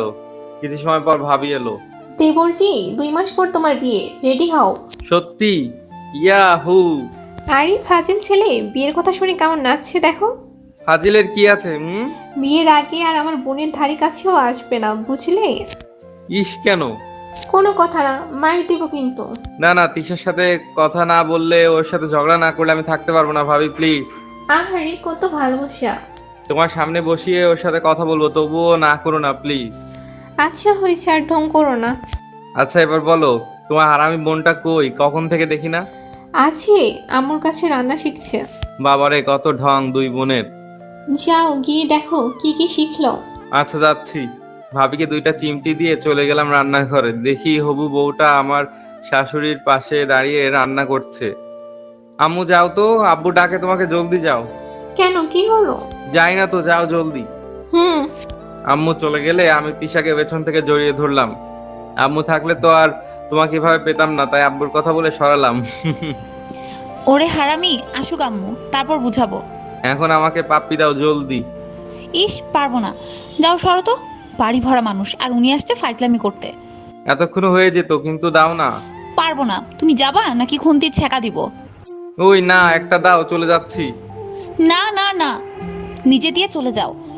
আমি চোখ বন্ধ করে তিশার দিকে ঠোঁটে গিয়ে যেতে আম্মু এসে ঠাস করে একটা চড় বসায় দিল গালে। বেয়াদব ছেলে, মিথ্যা কথা কেন বললি? তোর আব্বু তো ডাকেনি আমাকে। আর এটা কি করছিস?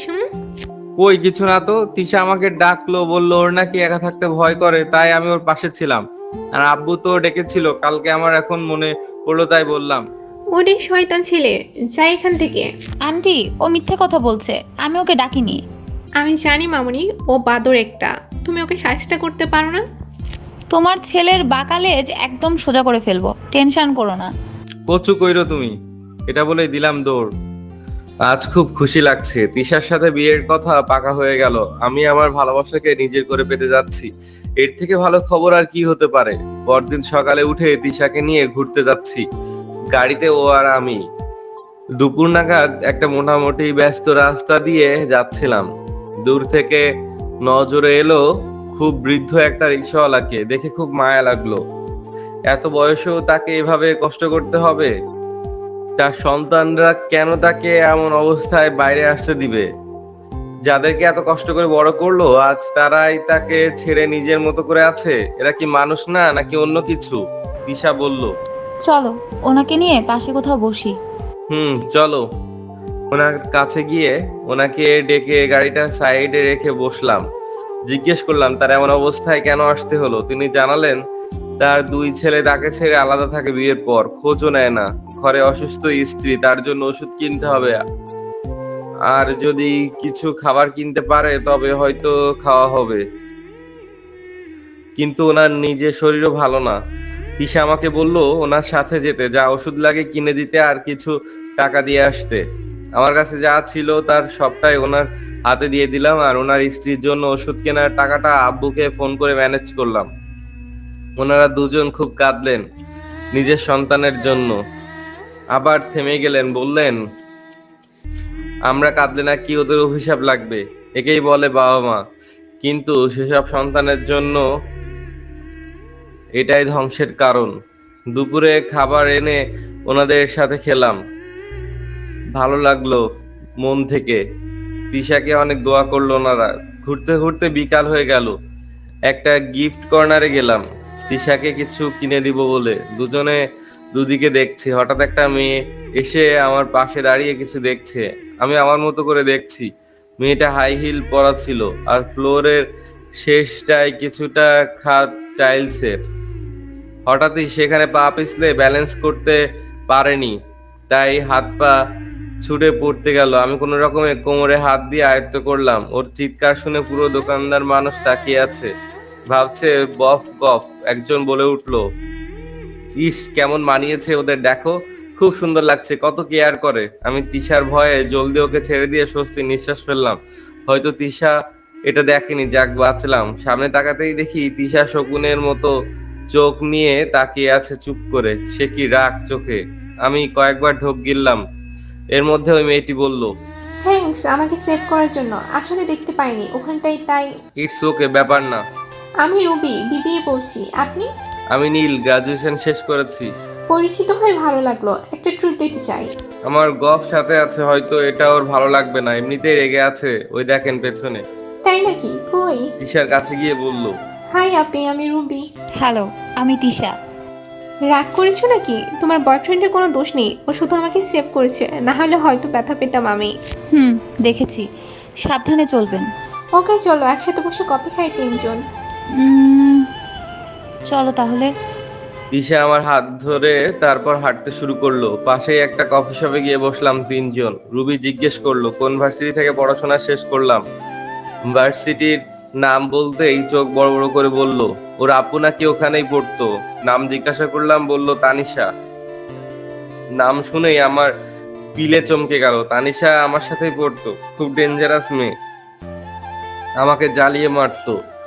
ওর ভয়ে পালিয়ে বেড়াতাম, খুব পছন্দ করতো আমাকে। রুবিকে তানিশার কথা বলতেই খুশিতে ফোন দিল, লাউডে দিয়ে কথা বলা শুরু করলো। আপু একটা সারপ্রাইজ আছে। কি রে? নীল নামে কাউকে চেনো? নীল? কোন নীল? যে তোমার সাথে পড়তো। ও, তুই নীলকে কিভাবে চিনিস? আমি নীলের সাথেই বসে আছি, সাথে ওর গার্লফ্রেন্ডও আছে। হোয়াট? কি বলছিস তুই এসব? ওকে কোথায় পেলি? শপিং করতে গিয়ে পরিচয় হলো। ওর গফ আছে মানে? নীলকে আমি ভালোবাসি, আর ও গফ নিয়ে ঘুরছে। তুই কোথায় আছিস বলতো, আমি এক্ষুনি আসবো। এই তো মিরপুরে আছি, শপিং মলের পাশে। 20 মিনিটে আসছি। ওকে। ওদের কথা শুনে তিশা তো রেগে আগুন হয়ে আমার দিকে তাকাচ্ছে, আর আমার সবার ভয়ে গলা শুকিয়ে গেছে। রুবি এটা কি করলে? ওকে কেন বললে এসব? তুমি জানো ওকে কত ভয় পাই আমি। কেন, কিসের ভয়? কিছু হবে না। তুমি কেন বুঝতেছো না? তিশা অনবরত আমাকে চিমটি দিচ্ছে। আমি বুঝলাম আজ আমার কপালে খুব শনি আছে। একদিকে তানিশা আর একদিকে তিশা। তানিশা এলেই শুরু করবে এক ঝড়, এটা সামলাবো কি করে? তারপর আসবে তিশার ঝড়। হায় আল্লাহ, কোন পরীক্ষায় ফেললে আমাকে? তানিশা আসার আগে আমি কয়েক গ্লাস পানি খেলাম, গলাটা বারবার শুকিয়ে যাচ্ছে। বারবার আল্লাহকে ডাকছি যেন কোনো ঝামেলা না হয়। কিছু সময় পর তানিশা এলো রেস্টুরেন্টে। আমি দেখেই মেনু কার্ড দিয়ে মুখ ঢেকে বসেছি। তানিশা এসে মেনু কার্ড কেড়ে নিয়ে আমার দিকে রাগি লুকিয়ে তাকিয়ে আছে। আমি মাথা নিচু করে আছি। 4টা বছর ধরে আমি তোমাকে পাগলের মতো ভালোবাসছি, তুমি একবারও ফিরে তাকাওনি। আর আজ গফ কোথ থেকে পেলে শুনি? পরিবার থেকে বিয়ে ঠিক করছে। হোয়াট? বিয়ে মানে? আমি তানিশা ছাড়া কেউ তোমার বউ হবে না, মনে রেখো। এবার তিশার মাথা গরম হয়ে গেছে। এই যে আপু, কি বলছেন এসব? মগের মুল্লুক নাকি? আমাদের বিয়ে ঠিক হয়ে গেছে, সামনের মাসে আমাদের বিয়ে। আর নীল আমাকে ভালোবাসে, এটাই হলো বড় কথা। আর প্লিজ, নীল যেহেতু আপনাকে ভালোবাসে না, সেহেতু এত কথার কিছু নেই। আমি ওকে 4 বছর ধরে ভালোবাসি, আর তুমি এসেই ওকে সরাসরি বিয়ে করবে? আমি কি বসে থাকবো? তোমরা কি থামবা? কি শুরু করলে এসব? তানিশা দেখো, আমি তোমাকে কখনোই চাইনি, বা তোমার সাথে কোনো কমিটমেন্ট ছিল না। আর তিশার সাথে পারিবারিকভাবে আমার বিয়ে ঠিক হয়েছে। আমি চাই না তুমি আমাদের মাঝে এসে কোনো ঝামেলা করো। আমি তোমাকে আমার ক্লাসমেট ছাড়া কিছুই ভাবি না। তার মানে আমার ভালোবাসার কোনো মূল্য নেই? কিসের কমতি আমার ওর থেকে? এটা কোন ধরনের কথা? ভালোবাসা সেটাই যেখানে দুটি মনের মিল হয়, একজন আরেকজনকে অনুভব করে। আর এখানে সবকিছুই একা তোমার।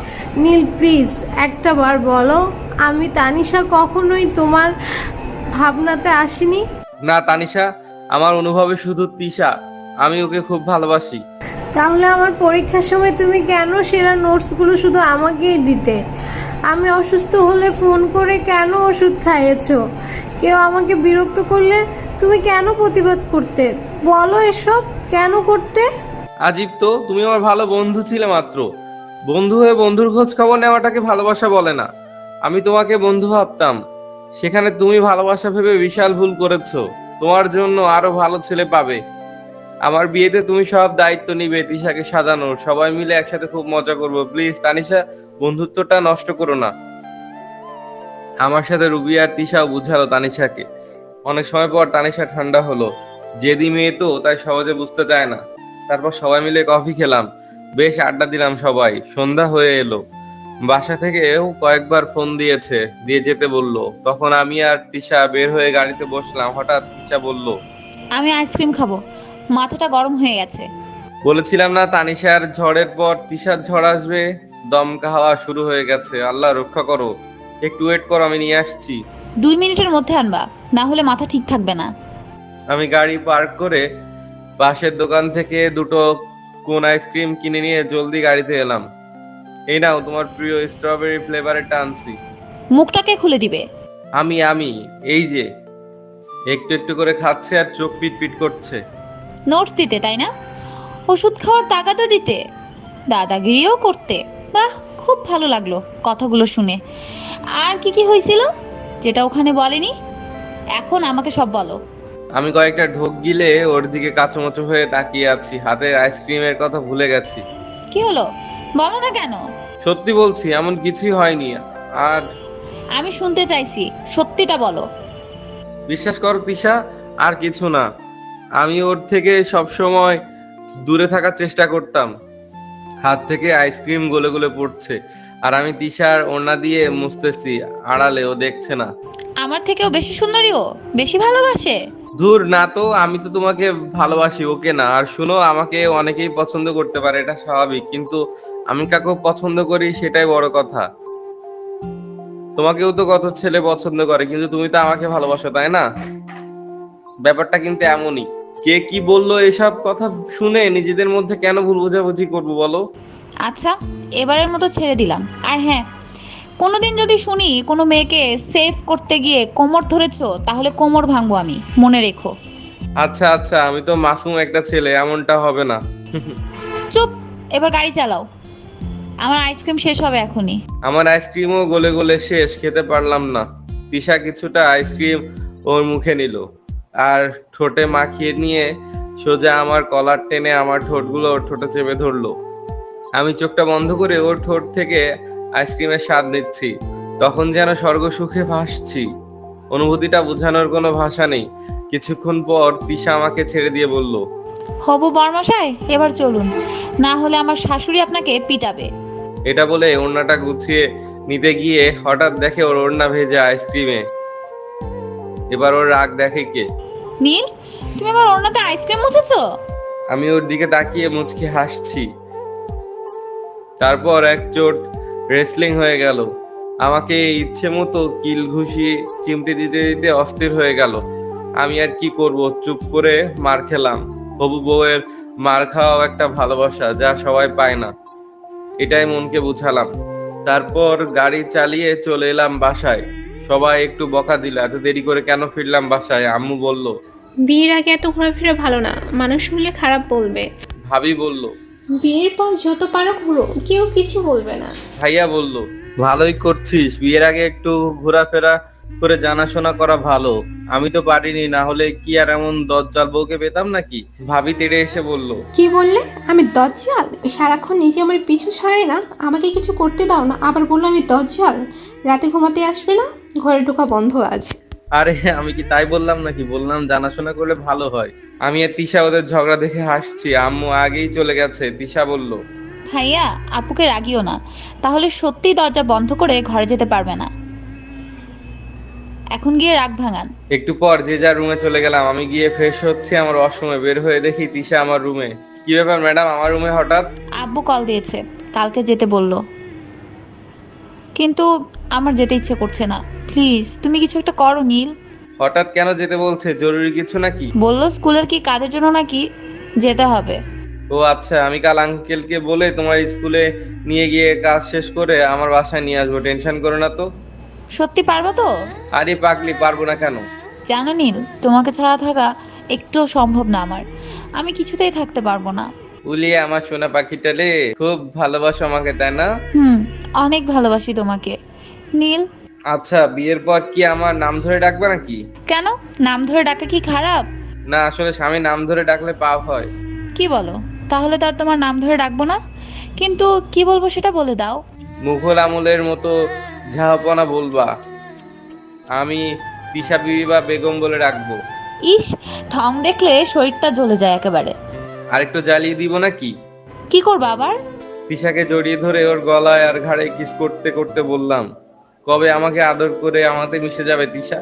এই হারামি, ছাড়ো আমাকে। এমনি ছাই চাপা আগুন, আরো তুমি বাতাস দিচ্ছ তাই না?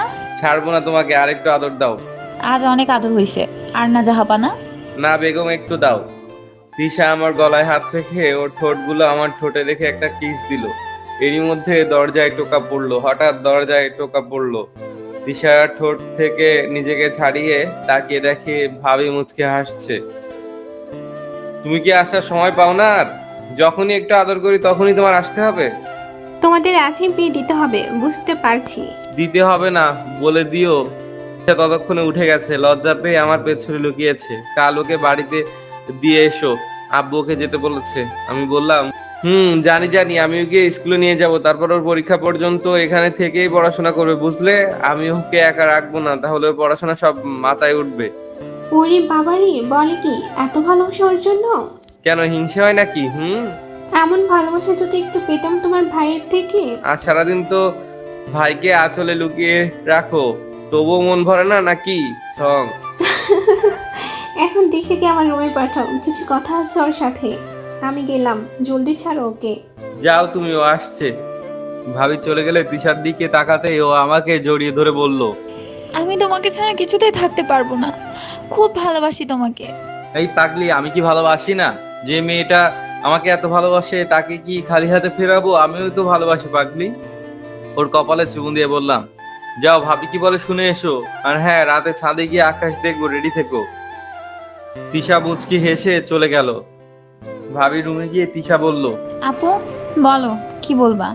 আই ফাজিল মেয়ে, বিয়ের আগে এত আদর কিসের? কি যে বলো না, তোমার দেবর তো আমাকে ছাড়েই না, কি করব বলো? হয়েছে, আর আদিক্ষেতা করতে হবে না।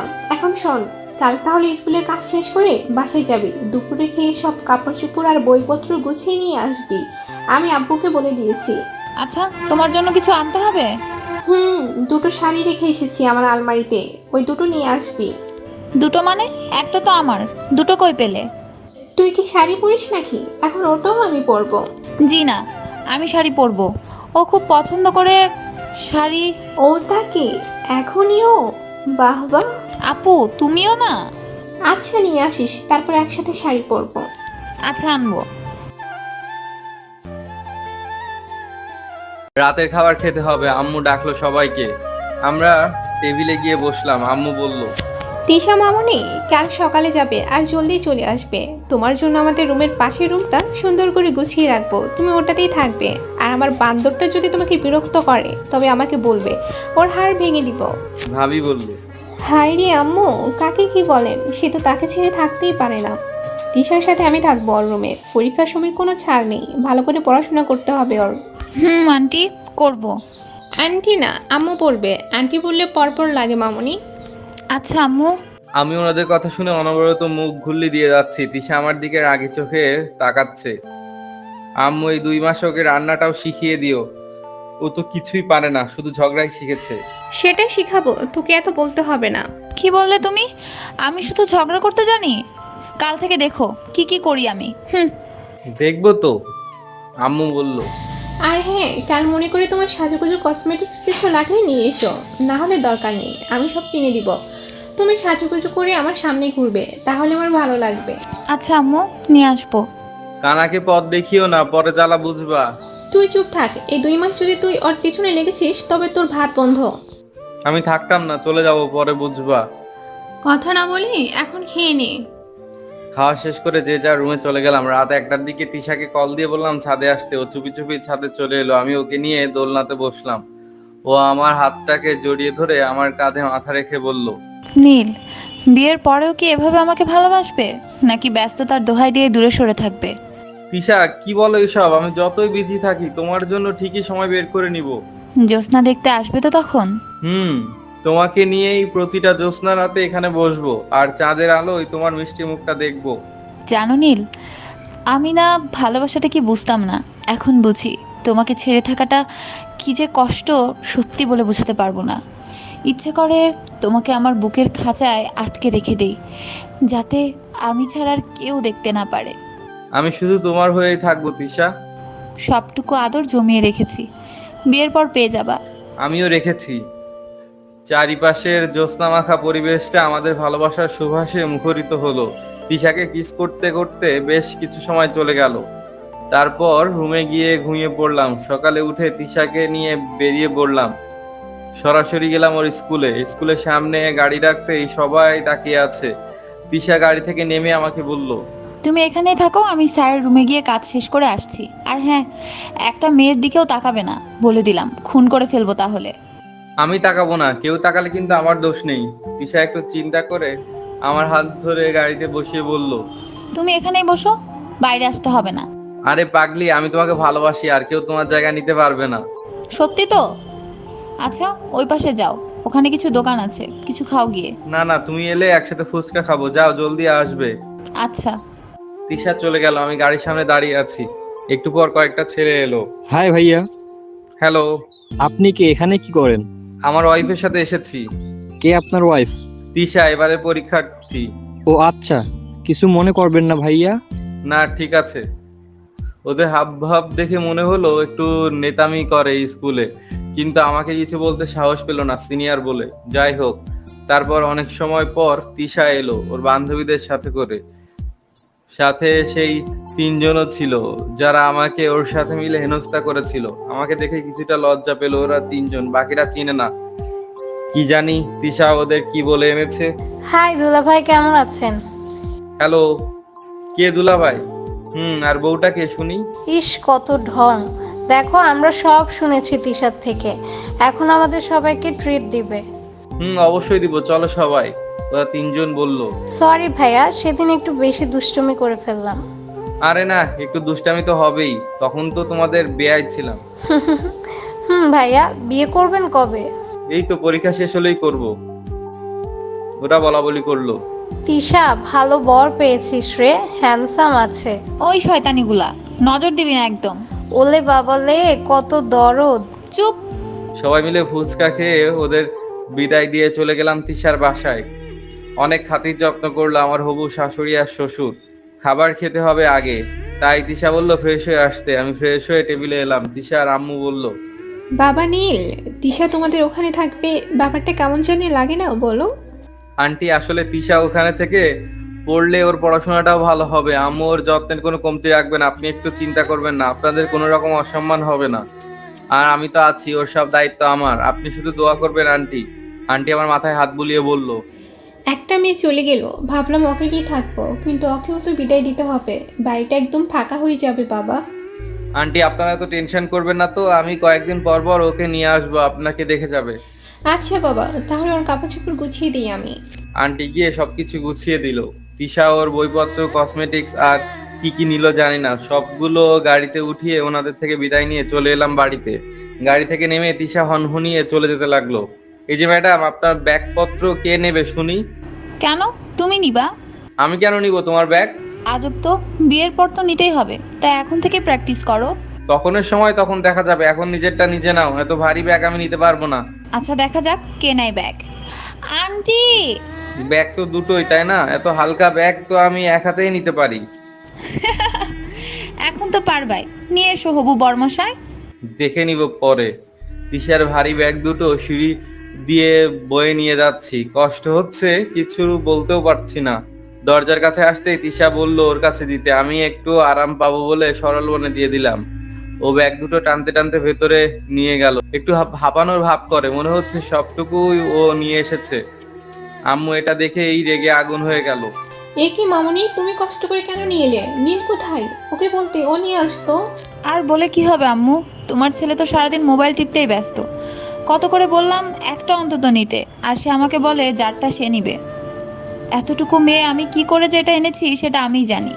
এবার আম্মুর রাগ দেখে কে। কোথায় সেই বান্দরটা? ডাকো তো ওকে। ওই যে আসছে। আমি আমার মতো করে মোবাইল হাতে নিয়ে দরজা দিয়ে ঢুকতে আম্মু এসে কান টেনে দিল কয়েকটা ঠাস করে। আমি অবাক হয়ে জিজ্ঞেস করলাম, আম্মু মারলি কেন? কি করেছি আমি? তুই তিশাকে দিয়ে কেন এত ভারী জিনিস টেনে আনালি? ও কি এখানে কাজ করতে এসেছে? তুই কোন আক্কেল ওকে দিয়ে সব করালি? দেখ তো ওর ফর্সা মুখটা কেমন লাল হয়ে গিয়েছে। আমি শুধু তিশার দিকে তাকিয়ে আছি।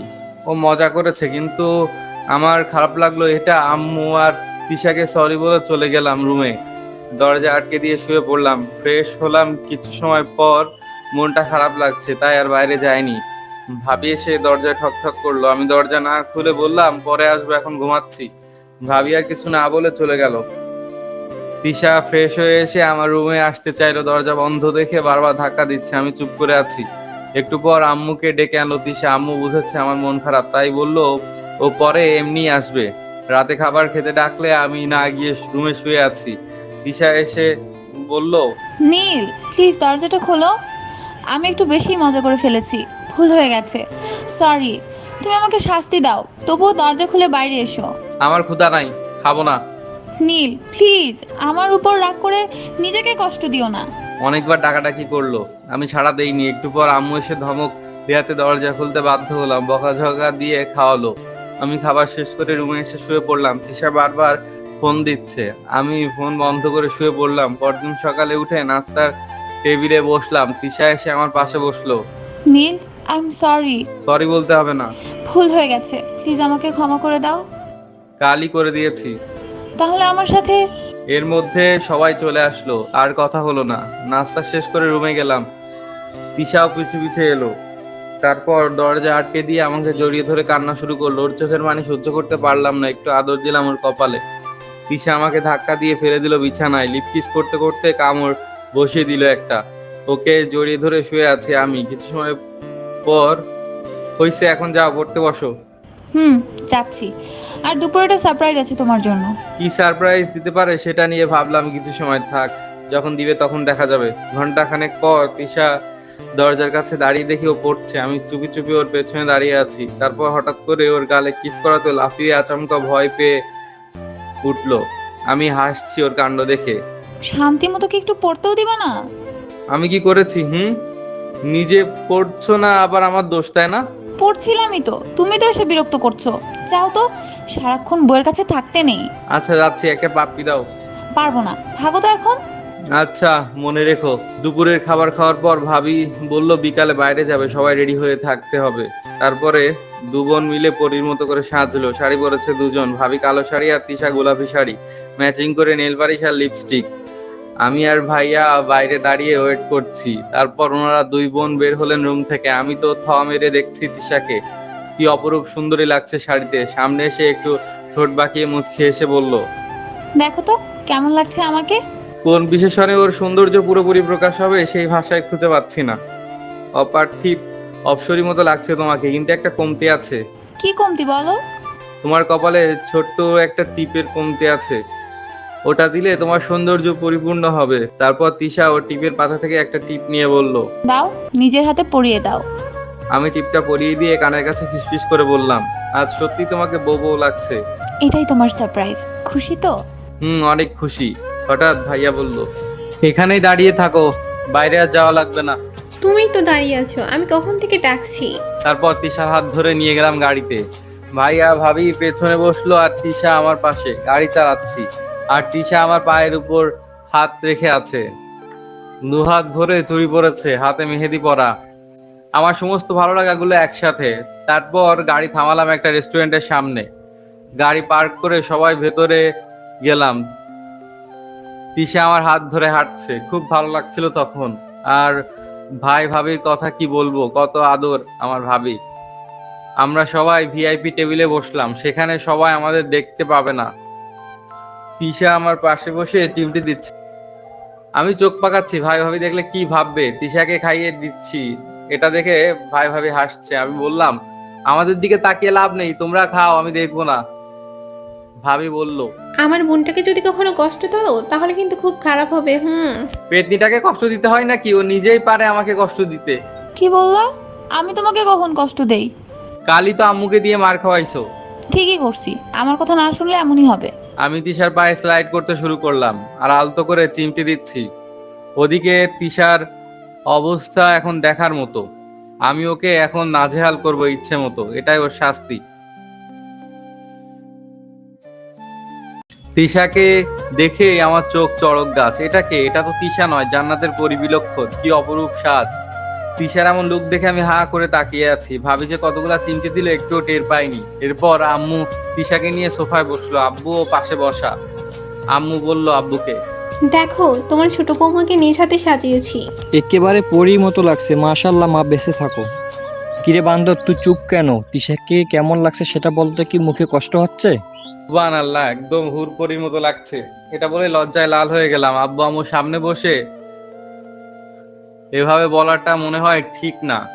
এসবের মাঝেও তিশা আমার দিকে তাকিয়ে চোখ মারলো। আমি তো তখন কি করব কিছু বুঝতে পারছি না। হারামিটা আমাকে সবসময় বেকায়দায় ফেলে দেয়। একবার সবাই চলে যাক, তারপর বুঝাবো মজা। সবাই মিলে একটা সেলফি তুললাম, তারপর সবার সাথে তিশাকে বসিয়ে বেশ কিছু ছবি তুললাম। সবার শেষে আম্মুকে বললাম, আম্মু তিশার সাথে কয়েকটা ছবি তুলবো। ছবি তুলবে, তার জন্য পারমিশনের কি আছে? তোল এখানে। এখানে না, আমার লজ্জা লাগে সবার সামনে। শয়তান ছেলে, যা ভাগ। তিশাকে ঠেলে আমার কাছে দিল চলে যাবার জন্য। আমি বোকাশোকা সেজে তিশার আগেই আমার রুমে চলে গেলাম। তিশা পেছনে এলো, পা টিপে টিপে হাঁটছে। এত সাজগোজ মানিয়ে নিতে একটু সময় লাগছে। তিশা রুমে এলে আমি অপলোকে তাকিয়ে আছি। কিছু সময় হারিয়ে গেলাম তিশার সৌন্দর্যে। একটু পর তিশার কথায় স্বাভাবিকে ফিরলাম। এই যে, এভাবে দেখলে কিন্তু নজর লাগবে আমার। আপন মানুষ দেখলে নজর লাগে না। তবুও দরকার নেই, আমার টসটসে গালগুলো শুকিয়ে যাবে। ইস, লাগছে তো পেতনির মতো, আবার কত ঢং। কি বললে আম্মু? ওই না না, পুরীর মতো লাগছে সত্যি। পেতনি বললে কেন? কান ধরো। পরে ধরবো, এখন ছবি তুলি।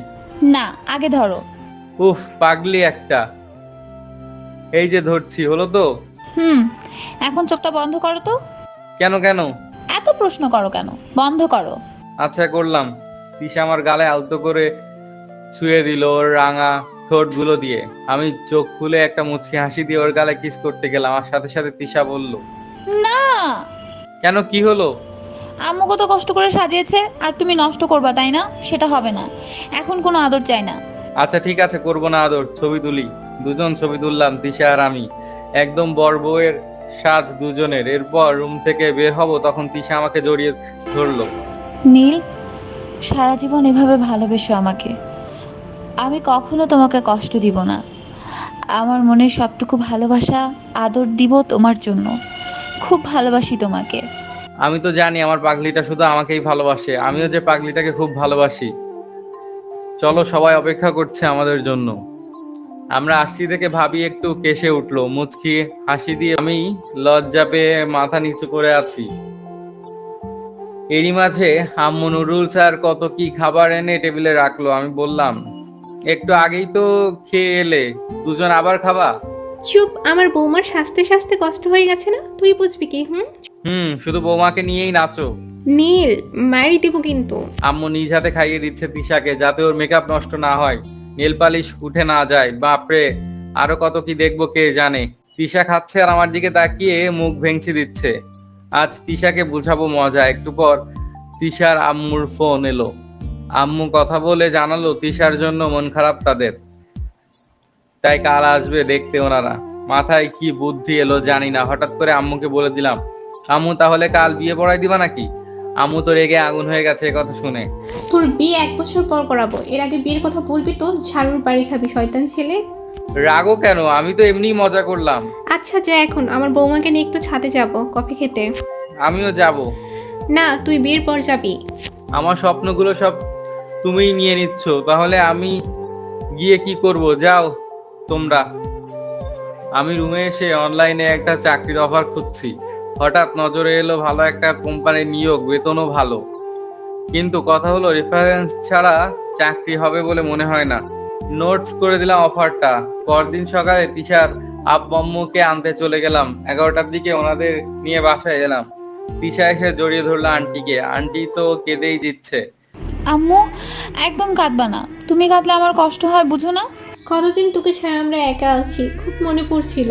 ভাবিও এলো এতক্ষণে। 2 মেয়েকে নিয়ে খুশিতে মন ভরে গেল ওনাদের। আম্মু ওনাদের নিয়ে গেল রুমে। কি খোঁজ গল্প করছে কে জানে। তিশা এসে আমাকে বলল, এই যে শুনছেন স্যার, আমার একটা কাজ করে দিতে হবে। কি কাজ ম্যাডাম?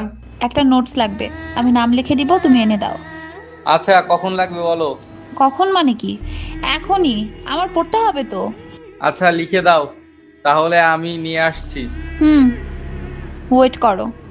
তিশা দৌড়ে গিয়ে নোটের নাম লিখে এনে দিল। আমি বের হলাম নোট আনতে। দুপুরে ফিরলাম নোট নিয়ে। তিশার রুমে গিয়ে টেবিলে বসলাম।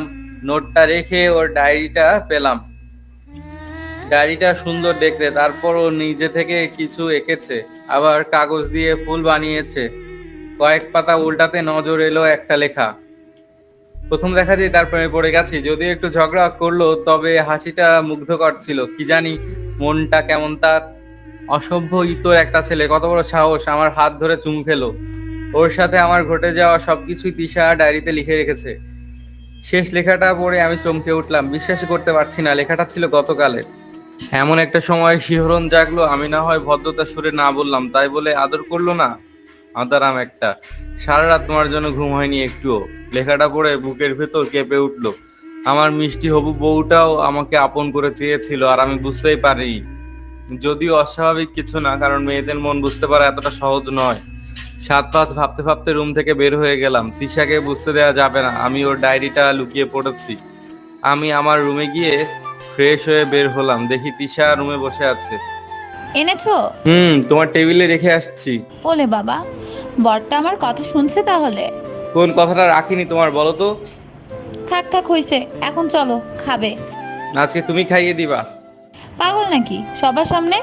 এসব ঢং চলবে না। এটা ঢং তাই না? নয়তো কি? বিয়ের পর এসব ঢং চলবে, এখন না। আচ্ছা দেখা যাবে তখন। চলো একসাথে খাবো। আমিও খাইনি।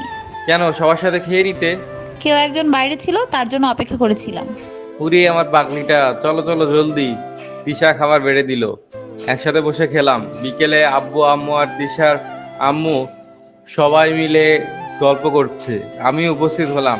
তিশার আব্বু জিজ্ঞেস করলো, বাবা নীল, চাকরির কোনো সন্ধান পাওয়া গেল?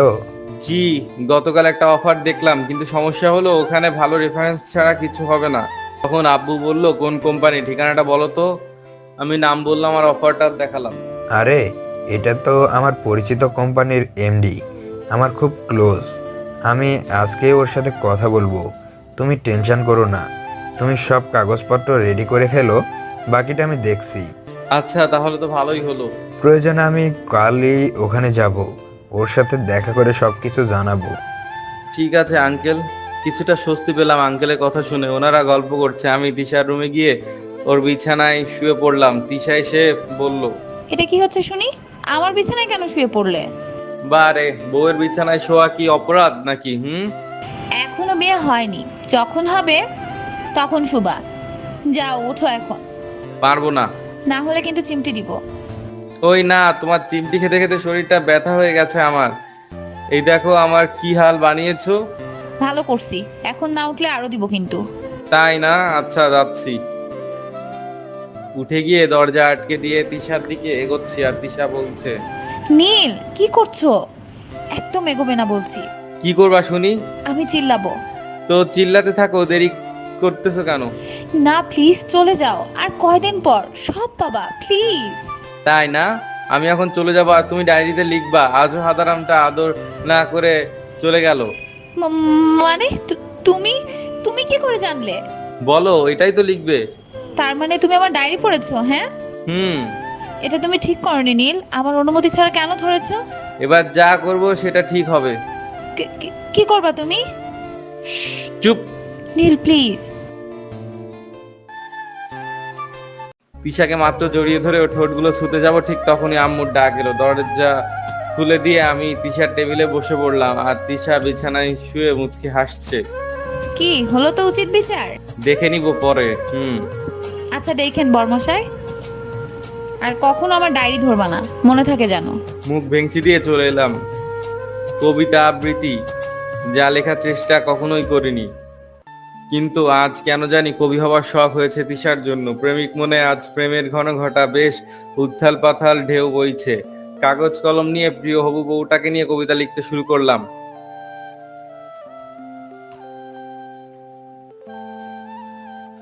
এক ঘন্টা ধরে ভাবতে ভাবতে কবিতাটা লিখে কয়েকবার রিভিশন দিলাম, কোনো বানান ভুল হলো কিনা। না, এমন কিছু হয়নি। নিজের কবিতাটা পড়ে রোমাঞ্চ ভরে গেল মনে। লাফাতে লাফাতে চলে গেলাম তিশার রুমে। একটু কাশি দিয়ে তিশার নজর কাড়লাম। কিছু বলবা? কি বলো? একটা কবিতা লিখেছি তোমার জন্য।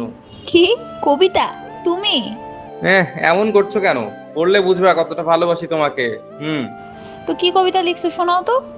আমি তো আবৃত্তি করতে পারি না, তুমি পড়ে নাও। তুমি লিখছো তো ইমোশন দিয়ে, তাই যেমনই হোক তুমি শোনাও তোমার মতো করে। আচ্ছা শুনো তাহলে। বলো। তিশা আমার দিকে ঘুরে বসলো, নড়ে চড়ে খুব মনোযোগ দিয়ে। আমি আমার কবিতাটা পড়তে শুরু করলাম। তিশা ও আমার তিশা, আমার ওই বড় বড় চোখে কেন এত নেশা? যতই উঠুক তোমার নরম গালে ব্রণ, কখনো ছেড়ে যাব না, করেছি তো পণ। ভালো লাগে তোমার হাতে মেহেদি আর নীল পালিশ, বিয়ের পর ব্যথা পেলে কইরো একটু মালিশ। এক মনে কবিতা পড়ে শেষ করে সামনে তাকিয়ে দেখি তিশার টেবিলে নেই। আর মেয়েটা গেল কই? বিছানায় চোখ যেতেই দেখি তিশা গড়াগড়ি খাচ্ছে হাসতে হাসতে। আজিব তো, এটা তো হাসির কবিতা নয়। কত কষ্ট করে লিখলাম আর ও হাসছে। তিশার অট্ট হাসিতে ভাবি আর আম্মু চলে এলো। কি রে, তুই হাসছিস কেন? কি হয়েছে?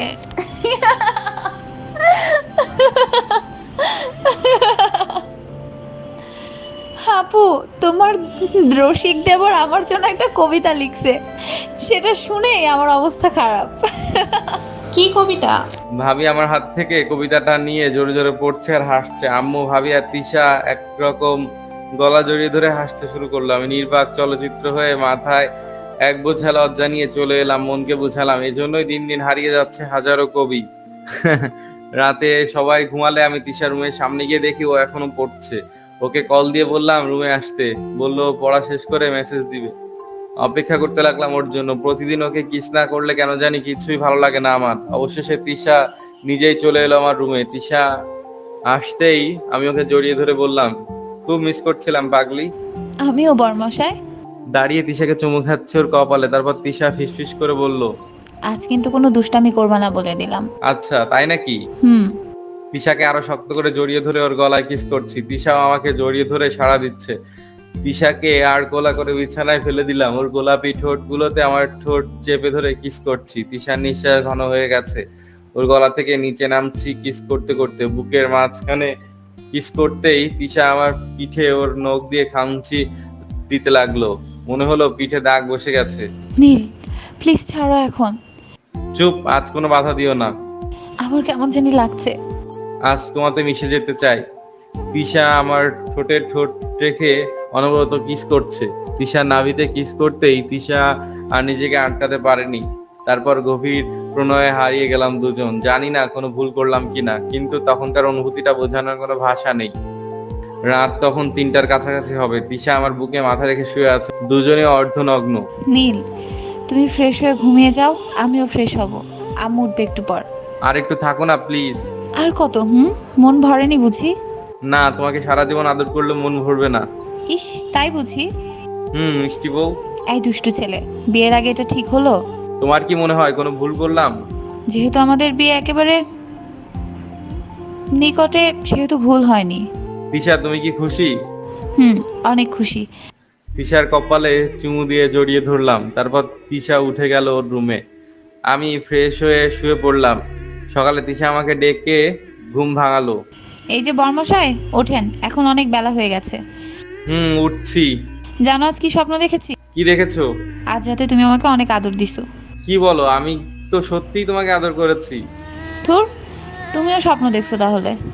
মানে স্বপ্ন কেন হবে? রাতে তো তুমি আমার রুমে এসেছিলে, কত আদর করলাম তোমাকে। না গো পাগল ছেলে, ওসব স্বপ্ন ছিল। কি বলতেছে এসব? জি বর্মশাই, সত্যি। আমি কিছুই বুঝতে পারছি না। তিশা বলছে স্বপ্ন, আমার মনে হচ্ছে সত্যি। কনফিউশনে পড়ে গেলাম। যাই হোক, যদি স্বপ্ন হয়ে থাকে তবে স্বপ্নটাকে আজ সত্যি করতে হবে। ওদিকে তিশার আব্বু চলে গেল ওনার বন্ধুর অফিসে কথা বলতে। ওনাকে সবকিছু খুলে বলতে খুব খুশি হলেন এবং আশ্বস্ত করলেন যে আমার চাকরির জন্য কোনো সমস্যা হবে না। 7 দিন পর অফিসে আসতে বললেন সব কাগজপত্র নিয়ে। তিশা ফোন করে জানালো। খবরটা পেয়ে তিশা খুশিতে দৌড়ে এলো আমার কাছে, জড়িয়ে ধরে বলল, নীল, একটা সুখবর আছে। কি হয়েছে? তোমার চাকরি হয়ে যাবে। আব্বু মাত্র ফোন করে বলল। সত্যি? হুম। খবরটা পেয়ে নিজের কাছেও ভালো লাগলো। যাক, এখন টেনশন কমলো অনেকটা।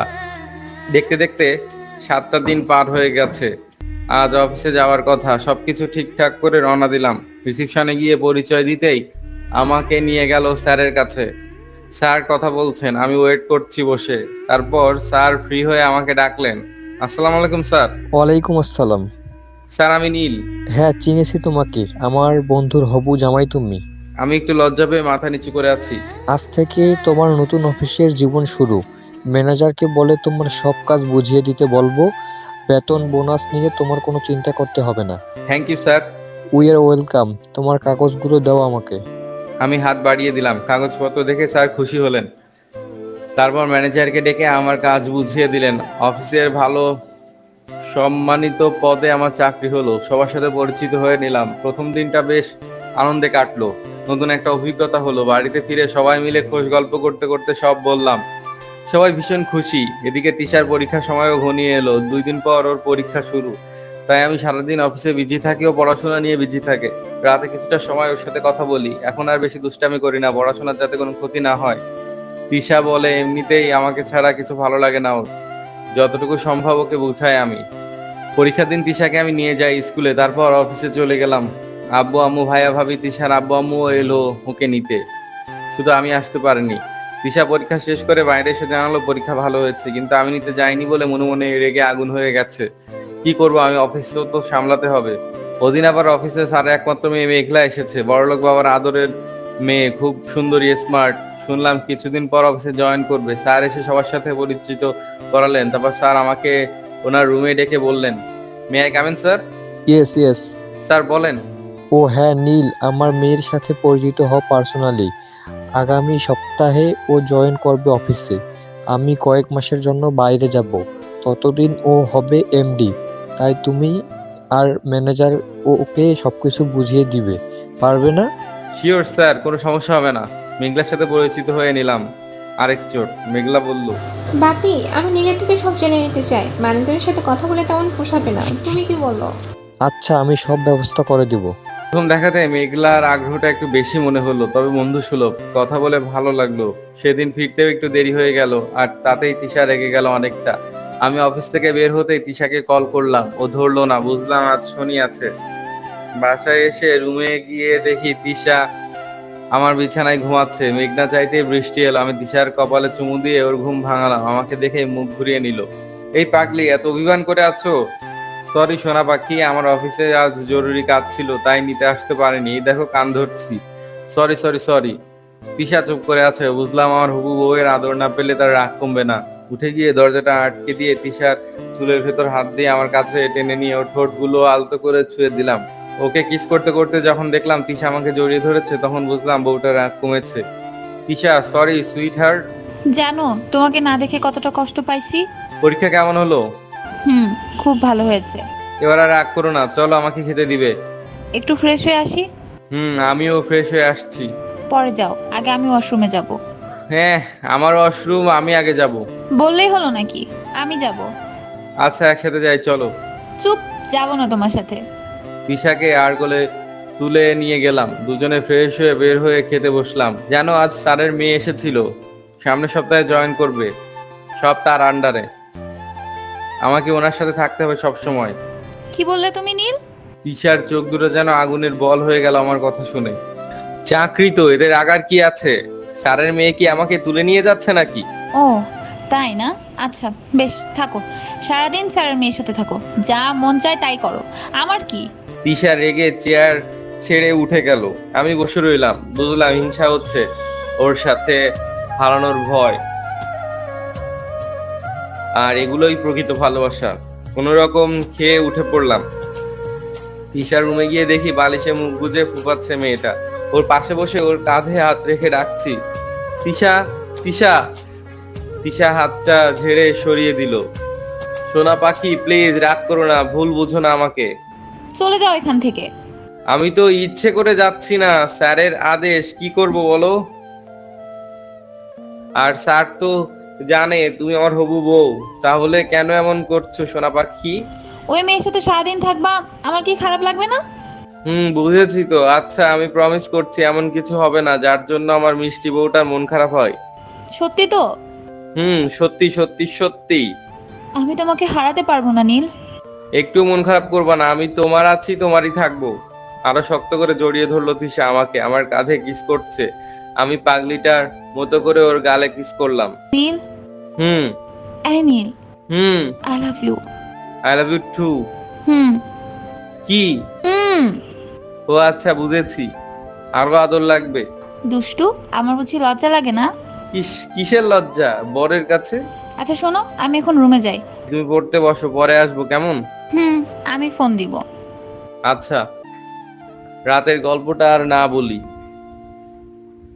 সবাই বুঝবে। যাই হোক, 3 দিন পর স্যার দেশের বাইরে চলে গেলেন। এখন অফিসের দায়িত্ব নিল মেঘলা ম্যাডাম। সকালে অফিসে যেতে আমাকে ডেকে পাঠালো। আসতে পারি ম্যাডাম? এসো। Thanks ma'am. উফ, এতবার ম্যাডাম ম্যাডাম করবে না তো, আমায় তুমি করে বলবে। কি বলছেন আপনি? আপনি আমার বস, আপনাকে তুমি করে বলাটা ঠিক হবে না। সবার সামনে ম্যাডাম ডাকো, বাকি সময় তুমি। শোনো, আমরা বন্ধু হতে পারি। আমার এত রেসপেক্ট নিতে ভালো লাগে না, তুমি আমার সমবয়সী প্রায়। কিন্তু কোনো কিন্তু নয়। এখন শোনো, আমাদের উত্তরাতে যে সাইটটা কেনা হলো ওটা ভিজিটে যেতে হবে। ভাবছি তুমি আর আমি যাব, ভিজিট শেষ করে লাঞ্চ করে একসাথে ফিরবো। আচ্ছা ম্যাডাম, থুকু মেঘলা। ওকে ওকে। আমরা এখনই বের হব। ওকে চলো। অফিসে গাড়ি না নিয়ে মেঘলা ওর পার্সোনাল গাড়ি নিয়ে বের হলো। স্যারকে ফোন করে জানালো সাইট দেখতে বের হয়েছে, আর সাইট ম্যানেজারকে জানালো আসতেছে আমরা। একটু পর আমার ফোন এলো, ফোনটা তিশা। হ্যালো তিশা। কি ব্যাপার, তুমি না অফিসে গেলে, এখন আবার গাড়ির শব্দ কেন? কই তুমি এখন? ও ম্যাডামের সাথে বের হলাম। মানে? উত্তরা আমাদের একটা সাইট দেখতে যাচ্ছি। বা নীল সাহেব, চমৎকার। অফিস রেখে এখন ঘুরতেও যাচ্ছেন? আচ্ছা, সাবধানে যাবেন। All the best, bye. Tisha, আমার কথাটা শোনো। Hello hello. তিশা ভুল বুঝে ফোনটা কেটে দিল। কল ব্যাক করলাম কিন্তু ফোন বন্ধ করে দিয়েছে।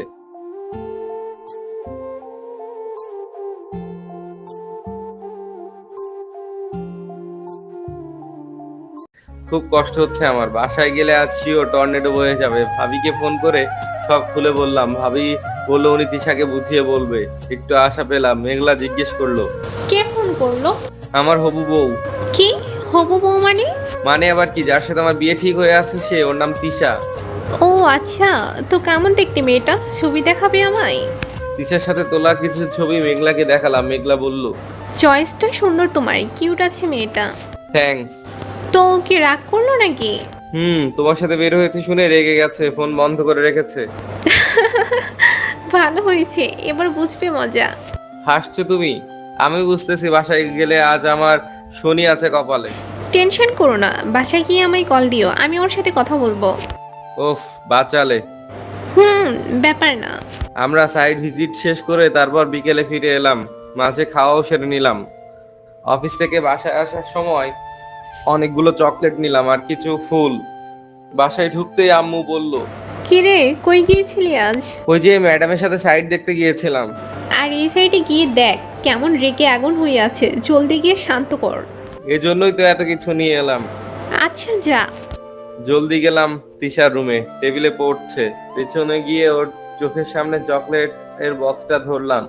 চকলেট দেখে তিশা খুশি হলো, কিন্তু আমার হাতটা দেখে বড়ক্ষণে মুখ আলো মেঘ জমে গেল। তারপর চকলেটগুলো সরিয়ে দিল। তখন তিশার সামনে ফুলগুলো ধরলাম আর কানের কাছে ফিসফিস করে বললাম, I love you Tisha. Tisha আমার দিকে তাকিয়ে বলল, এসব আমার জন্য কেন আনছো? যাও ওই ম্যাডামকে দাও গিয়ে। উলে বাবালে, বউটা আমার রেগে আছে। শুনো না, ম্যাডামের আদেশ কি করে নিষেধ করবো বলো? চাকরি থাকবে না তো। লক্ষ্মীটি, বিশ্বাস করো, তোমার নীল তোমাকে ছাড়া অন্য কোনো মেয়ের দিকে তাকায় না, কথাও বলে না। ম্যাডামকে তোমার কথা বলেছি, উনি কথা বলবে তোমার সাথে। ফোনটা বের করে কল দিলাম ম্যাডামকে, তারপর তিশাকে ধরিয়ে দিলাম। প্রায় 20 মিনিট ধরে তারা কথা বললো। অবশেষে আমার মিষ্টি পাগলিটা রাগ কমলো যখন জানলো মেঘলা আমার ভালো একটা বন্ধু। কিন্তু তিশা আমার উপর রেগেই থাকলো। মিথ্যা অভিমান, মানে বেশি ভালোবাসা, আদর করানো ফন্দি। তিশাকে জড়িয়ে ধরে ওর কপালে চুমু দিলাম, কিন্তু সে যেন এতে খুশি নয়, আদরটা আরো বেশি চাচ্ছে। এভাবেই চলছে আমাদের অভিমান আর খুনসুটি নিয়ে। দেখতে দেখতে পরীক্ষাও শেষের দিকে। ওদিকে অফিসে কাজগুলো বেশ নিজের মতো গুছিয়ে নিয়েছি, তাতে স্যারও খুশি। শেষ পরীক্ষা দিয়ে তিশাকে নিয়ে বাসায় ফিরছি। রাস্তায় গাড়ি থামাতে বলল তিশা। কি হলো? নীল, কিছু কথা বলবো তোমাকে। বলো। রাগ করবে না তো? রাগ করবো কেন? হঠাৎ গাড়ি থামাতে বললে তো, তাই একটু অবাক হলাম। মানে বলছিলাম যে বলছিলে কি? তিশা বলো প্লিজ, টেনশন হচ্ছে কিন্তু আমার। তেমন কিছু না। ওই যে উফ, বলো তো। নীল, আমি একটা বেবি চাই। কথাটা বলে তিশা দু হাতে ওর মুখটা ঢেকে নিল লজ্জায়। কি বললে আবার শুনি? না না, কিছু বলিনি আমি। তিশা আমার দিকে তাকাও তো। না, পারবো না, লজ্জা করছে খুব। বলি, আমার লাজুক বউটা রে, শুনো, আমি আজই বলবো আম্মুকে 3 দিনের মধ্যে আমাদের বিয়ের ব্যবস্থা করতে, আর তারপর দেখি বউয়ের ইচ্ছাটা পূরণ করা যায় কিনা। আচ্ছা, এত জলদি বেবি নিলে আমার পড়াশোনা তো শেষ।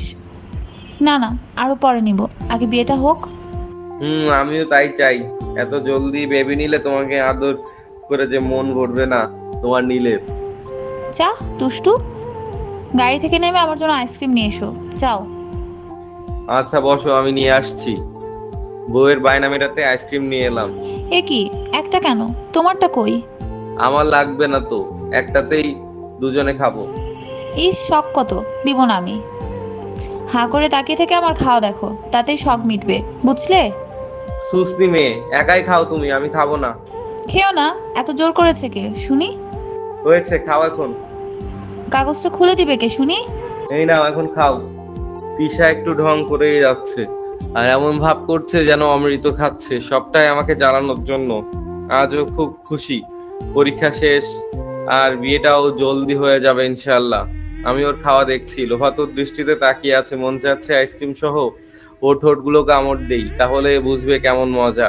তিশা ইচ্ছে করে আইসক্রিমটা ওর ঠোঁটের চারপাশে লাগিয়ে নিল, যেন খেতে গিয়ে লেগে গেছে।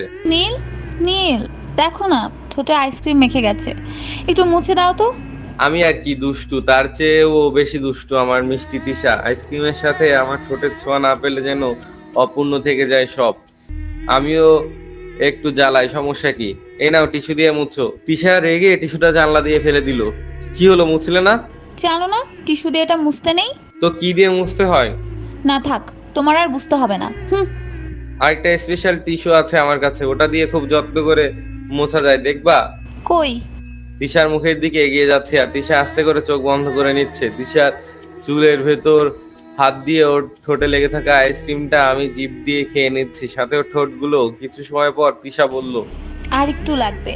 বাসায় গিয়ে খাবো, এখন চলো, আম্মু ওয়েট করছে। আচ্ছা ঠিক আছে বরমশাই, সারা জীবন এভাবে ভালোবাসতে হবে, না হলে কিন্তু মেরে হাত পা ভেঙে বসিয়ে রাখবো। তোমাকে ভালো না বেসে কই যাবো বলো তো? জানি তো, দুষ্টু বড় আমার। কিছুটা রোমান্স করে চলে এলাম বাড়িতে। সবাই মিলে একসাথে খাবার খেয়ে নিলাম। বিকালে তিশা আর আব্বু আম্মু চলে এলো হঠাৎ। আব্বু আম্মুকে নিয়ে জরুরি আলোচনা করছে, কি নিয়ে কে জানে। ভাবি এসে বলল, নীল, পরশু তোমাদের বিয়ের আয়োজন করেছে, আর অনুষ্ঠান পরে হবে 1 মাস পর। কাল সবাই মিলে একসাথে শপিং এ যাব, তুমি অফিস থেকে ছুটি নিও কাল। ইয়াহু! ফাজিল একটা, বিয়ের কথা শুনি এমন লাফাচ্ছ কেন? তুমি বুঝবে না ভাবি, যা হবার তা তো আগেই হয়ে গেছে। কি হয়েছে? কিছু না, যাও তোমার হারামি বোনটাকে বলো আমার জন্য বিরিয়ানি রান্না করতে রাতে। ভালো না হলে কিন্তু বিয়ে বন্ধ। ভাবি গোটা কয়েক চিমটি দিয়ে চলে গেল। কি যে যন্ত্রণা, দুই বোনই খালি চিমটি দিতে পারে। চলে যাবো এই বাড়ি থেকে। রাতে মেঘলা কল দিল আমাকে। কি ব্যাপার নীল সাহেব, সারাদিন কোনো খোঁজ নিলে না যে? তিশার ভয়ে নাকি? আরে না না, তিশাকে নিয়ে বাসায় এলাম, পরে ওর বাবা মা এলো। আগামী পরশুদিন বিয়ে আমার। ভাবলাম কাল অফিসে গিয়ে আর তোমাকে জানিয়ে ছুটি নিব, শপিং করতে হবে সবাই মিলে। ও মাই গড, কংগ্রাচুলেশনস! তোমাকে কাল অফিসে আসতে হবে না, আমিও কাল তোমাদের সাথে শপিংয়ে আসবো, বুঝলে? সত্যি আসবে তুমি? আসবো। তিশাকে আমার পছন্দ মতো সব কিনে দিব। হাজার হলে আমার বন্ধুর বউ বলে কথা। আচ্ছা ঠিক আছে, তাহলে সকালে আমি তোমাকে কল করব। তিশা আছে পাশে? না তো, ও রান্না করছে আমার জন্য। আচ্ছা, তাহলে কাল দেখা হচ্ছে। আচ্ছা, ভালো থেকো। আচ্ছা বাই। মেঘলার কল কেটে চলে গেলাম কিচেনে। দেখি বউ আমার আম্মুর সাথে রান্নার কাজে বিজি। খক খক করে কাশি দিয়ে ভেতরে গেলাম। কিছু লাগবে তোর? না আম্মু, ওই একটু মাংস খাবো বলে এলাম। ভাজা মাংস দাও তো। ও বন্ধু পেয়ে গেছিস তাই না? মাত্র 2 পিস পাবি, না হলে একটাও রাখবি না জানি। দিশা হাসছে আম্মুর কথা শুনে। আম্মু, এক পিসও দিবা না তোমার এই রাক্ষস ছেলেকে। কত কষ্ট করে রান্না করছি আমি। ইস, থাক, খাবো না, যাও, চলে গেলাম। আম্মু স্বস্তি পেল। যা তো এখান থেকে। আমি মনে কষ্টে আর পেটে কুড়কুড় ক্ষুধার ডাক নিয়ে রুমে এলাম। বালিশে মুখ গুজে শুয়ে আছি। হঠাৎ একটু পর মাংসের সেন্ট আসছে। ভাবলাম খেতে পারছি না বলে নাকটাও আজ আমার সাথে ইয়ার্কি করছে, কিন্তু খেয়াল করলাম সেন্টটা তীব্র আকার নিচ্ছে। চোখ খুলতেই দেখি বালিশের পাশে এক বাটি ভাজা মাংস। দেখেই চোখ দুটো ঝলমল করে উঠলো। আর পাশে তিশা দাঁড়িয়ে মুচকি হাসছে। ওকে দেখে বললাম, এনেছো কেন? খাবো না আমি, নিয়ে যাও। আচ্ছা, তাই বুঝি? তুমি কষ্ট করে রান্না করেছো, তুমি খাও। ঠিক আছে, নিয়ে যাচ্ছি। তিশা হাত এগিয়ে বাটিটা ধরে দাঁড়ালো। তারপর একটা মাংস নিজে খাচ্ছে আর বলছে, আহ কি স্বাদ, হেব্বি লাগছে। আহা। মেজাজটা গরম করো না তো, খেতে হয় বাইরে গিয়ে খাও। তিশা আমার পাশে বসে আমার মুখে মাংস তুলে খাইয়ে দিতে লাগলো। কতক্ষণ আর অভিমান দেখিয়ে না খেয়ে থাকবো? গপ গপ করে খাওয়া শুরু করে দিলাম। আমি খাচ্ছি আর তিশা আমার দিকে তাকিয়ে দেখছে, মুচকি হাসছে। খুব ভালো লাগে খেতে, তাই না? খুব প্রিয় তো। এই নাও, তুমিও খাও। না গো, আমার খেতে হবে না, তুমিই খাও রাক্ষস বর্মশাই। যা বলার বলো তো, খাবার পেয়ে মাথা ঠিক থাকে না আমার। পাগল একটা। এই শুনো, কাল শপিং এ আমাদের সাথে মেঘলাও থাকবে। ও নাকি ওর পছন্দ মতো তোমার জন্য শপিং করে দিবে। ও কেন দিবে? আমার বন্ধু তো, তাই। আচ্ছা, সেটা কাল দেখা যাবে। পরশু রেডি থাইকো। কেন কেন? বাসর করবো তো, তাই। ইস, ওটা তো হয়ে গেছে, আর দরকার নেই। বললেই হলো নাকি? দেখা যাবে। এখন যাই, রান্নাটা শেষ করে আসি। আচ্ছা যাও। শুনো, আর 7-8 পিস দিয়ে যাও তো। এবার কিন্তু মাইর দিব নীল। আচ্ছা, লাগতো না। তিশা চলে গেল রান্নাঘরে। রাতের খাবার বেড়ে ডাকলো আমাকে। এক পেট ক্ষুধা নিয়ে চলে গেলাম পছন্দের বিরিয়ানি খেতে। আম্মু সবার আগে আমার প্লেট দিল। রান্নাটা খুব টেস্টি হয়েছে। আজ আর তিশার পড়া নেই, টিভি রুমে গিয়ে টিভি দেখছে। আমি রুমে শুয়ে শুয়ে ভাবছি, দুদিন পর তিশা আমার সত্যি সত্যি বউ হবে। ভাবতেই কেমন জানি লাগছে। নতুন একটা দায়িত্ব চেপে গেল আমার। পরদিন সকালে শপিং করতে বের হলাম সবাই। মেঘলাকে ফোন করে শপিং মলে আসতে বললাম। সময় মতো চলে এলো গাড়ি নিয়ে। পরিবারের সবার সাথে পরিচয় করিয়ে দিলাম। এখন তিশা আর মেঘলা একসাথে হাত ধরে ঘুরছে। মেঘলা তিশার জন্য অনেক কিছু কিনলো, আর আমার জন্য সুন্দর একটা শেরওয়ানি। জমজমাট শপিং শেষ করে বাইরে লাঞ্চ করলাম। সারাটা দিন খুব সুন্দর করে পার হয়ে গেল আমাদের। রাতে বাসায় ফিরে টান টান হয়ে শুয়ে পড়লাম। আর পারছি না, ঘুরতে ঘুরতে পা ব্যথা হয়ে গেছে। কোনো রকমে খেয়ে শুয়ে পড়লাম সবাই। রাত তখন 2টো বাজে। তিশার ফোনে ঘুম ভাঙলো। নীল, ঘুমাচ্ছো? না, মাছ ধরছি। একটা মাইর দিব। কি হয়েছে বলো? শাড়ি পরতে পারছি না, একটু আসবা রুমে? এত রাতে তোমাকে শাড়ি পরতে কে বললো? এতক্ষণে চলে আসতে পারতে কিন্তু। রাখো, ফ্রেশ হয়ে আসছি। জলদি আসো, দুষ্টু বর। বুঝলাম তিশার মনটা ছটফট করছে আমার জন্য। কি আর করা, বউয়ের ডাক না শুনে কই যাব। তিশার রুমে ঢুকে চোখ আমার ছানা বড়া হয়ে গেল। এটা কি পরে আছে তিশা? তিশার এমন অবস্থায় আমার চোখ চড়ক গাছে উঠে ঝুলছে। এসব কি পরেছো তুমি? লজ্জা শরম কি নাই? লজ্জা তো তখন পাবো যখন বাইরের কেউ আমাকে দেখবে, আর যে দেখছে সে তো আমার হবু বর মশাই। আর আমি খুব ভালো করে জানি আমার বরটা খুব দুষ্টু।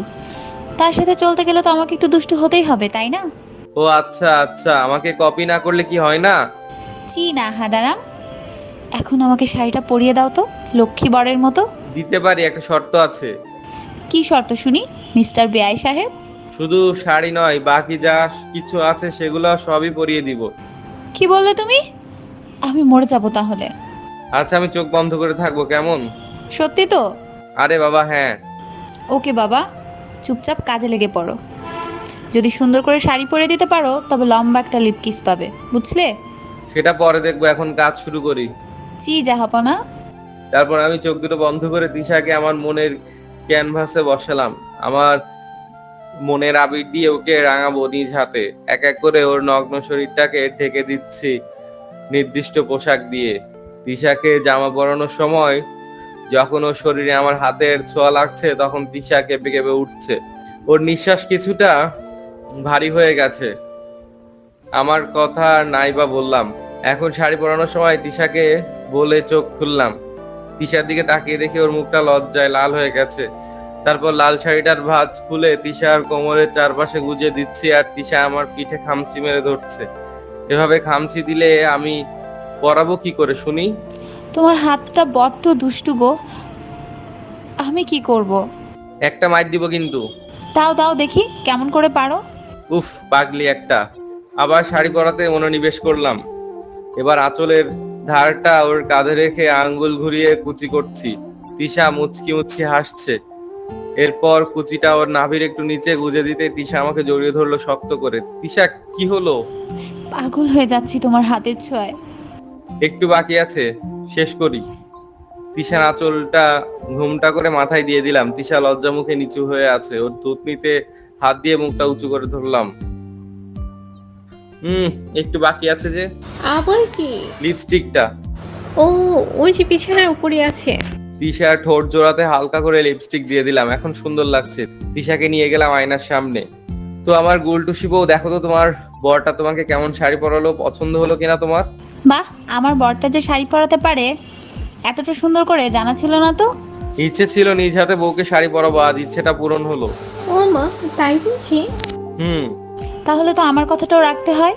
কি কথা? ওই যে বললাম লম্বা একটা লিপ কিস। আচ্ছা, তাই তো বলি। বউয়ের মুখটা কেমন দুষ্ট হাসিতে ভরে আছে।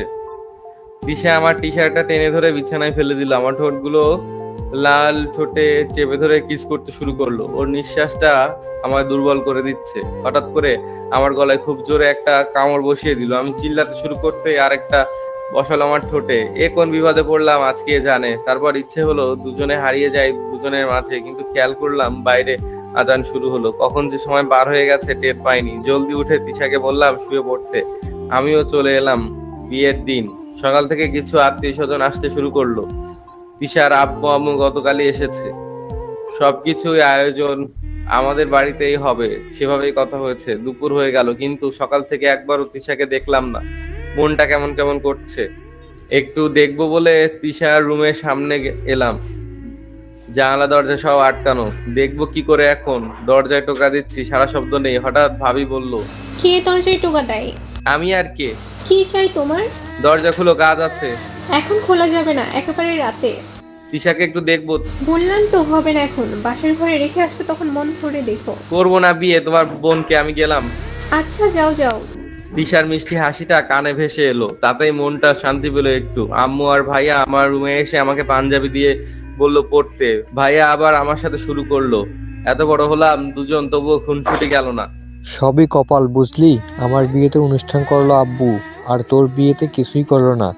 এতই কিন্তু প্রমাণ হলো ছোটবেলায় ও কতবার বলেছি তুই কুড়িয়ে পাওয়া। এবার বিশ্বাস হলো তো? বিয়ের দিনও এমন করবি আমার সাথে? ভাইয়াকে তুই করে বলি ছোটবেলা থেকে, সত্যিটা বললাম আর কি। শোন, তোর বিয়েতে যত টাকা খরচ করেছে তার থেকে বেশি টাকা খরচ করবে আব্বু আমার বিয়েতে, আর সেটা সামনের মাসে, বুঝলি?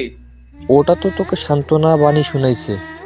হয়েছে, আমি কুড়িয়ে পাওয়া তো খুশি। তুই এবার স্বীকার করতে পারলেই হলো। ভালো হয়েছে, যা। আমি এমন খুশি তিশাকে আমার বউ বানিয়ে এনেছি।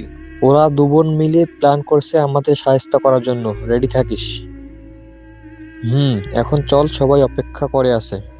সন্ধ্যার পর সবকিছু ঠিকঠাক, বিয়েটাও পড়ানো হয়ে গেল। সবাইকে সালাম করলাম। সবাই আমাদের দোয়া করলো মন ভরে। সারাদিন বিয়ের টেনশনে কিছু খেতে পারিনি, বেশ ক্ষুধা লেগেছে।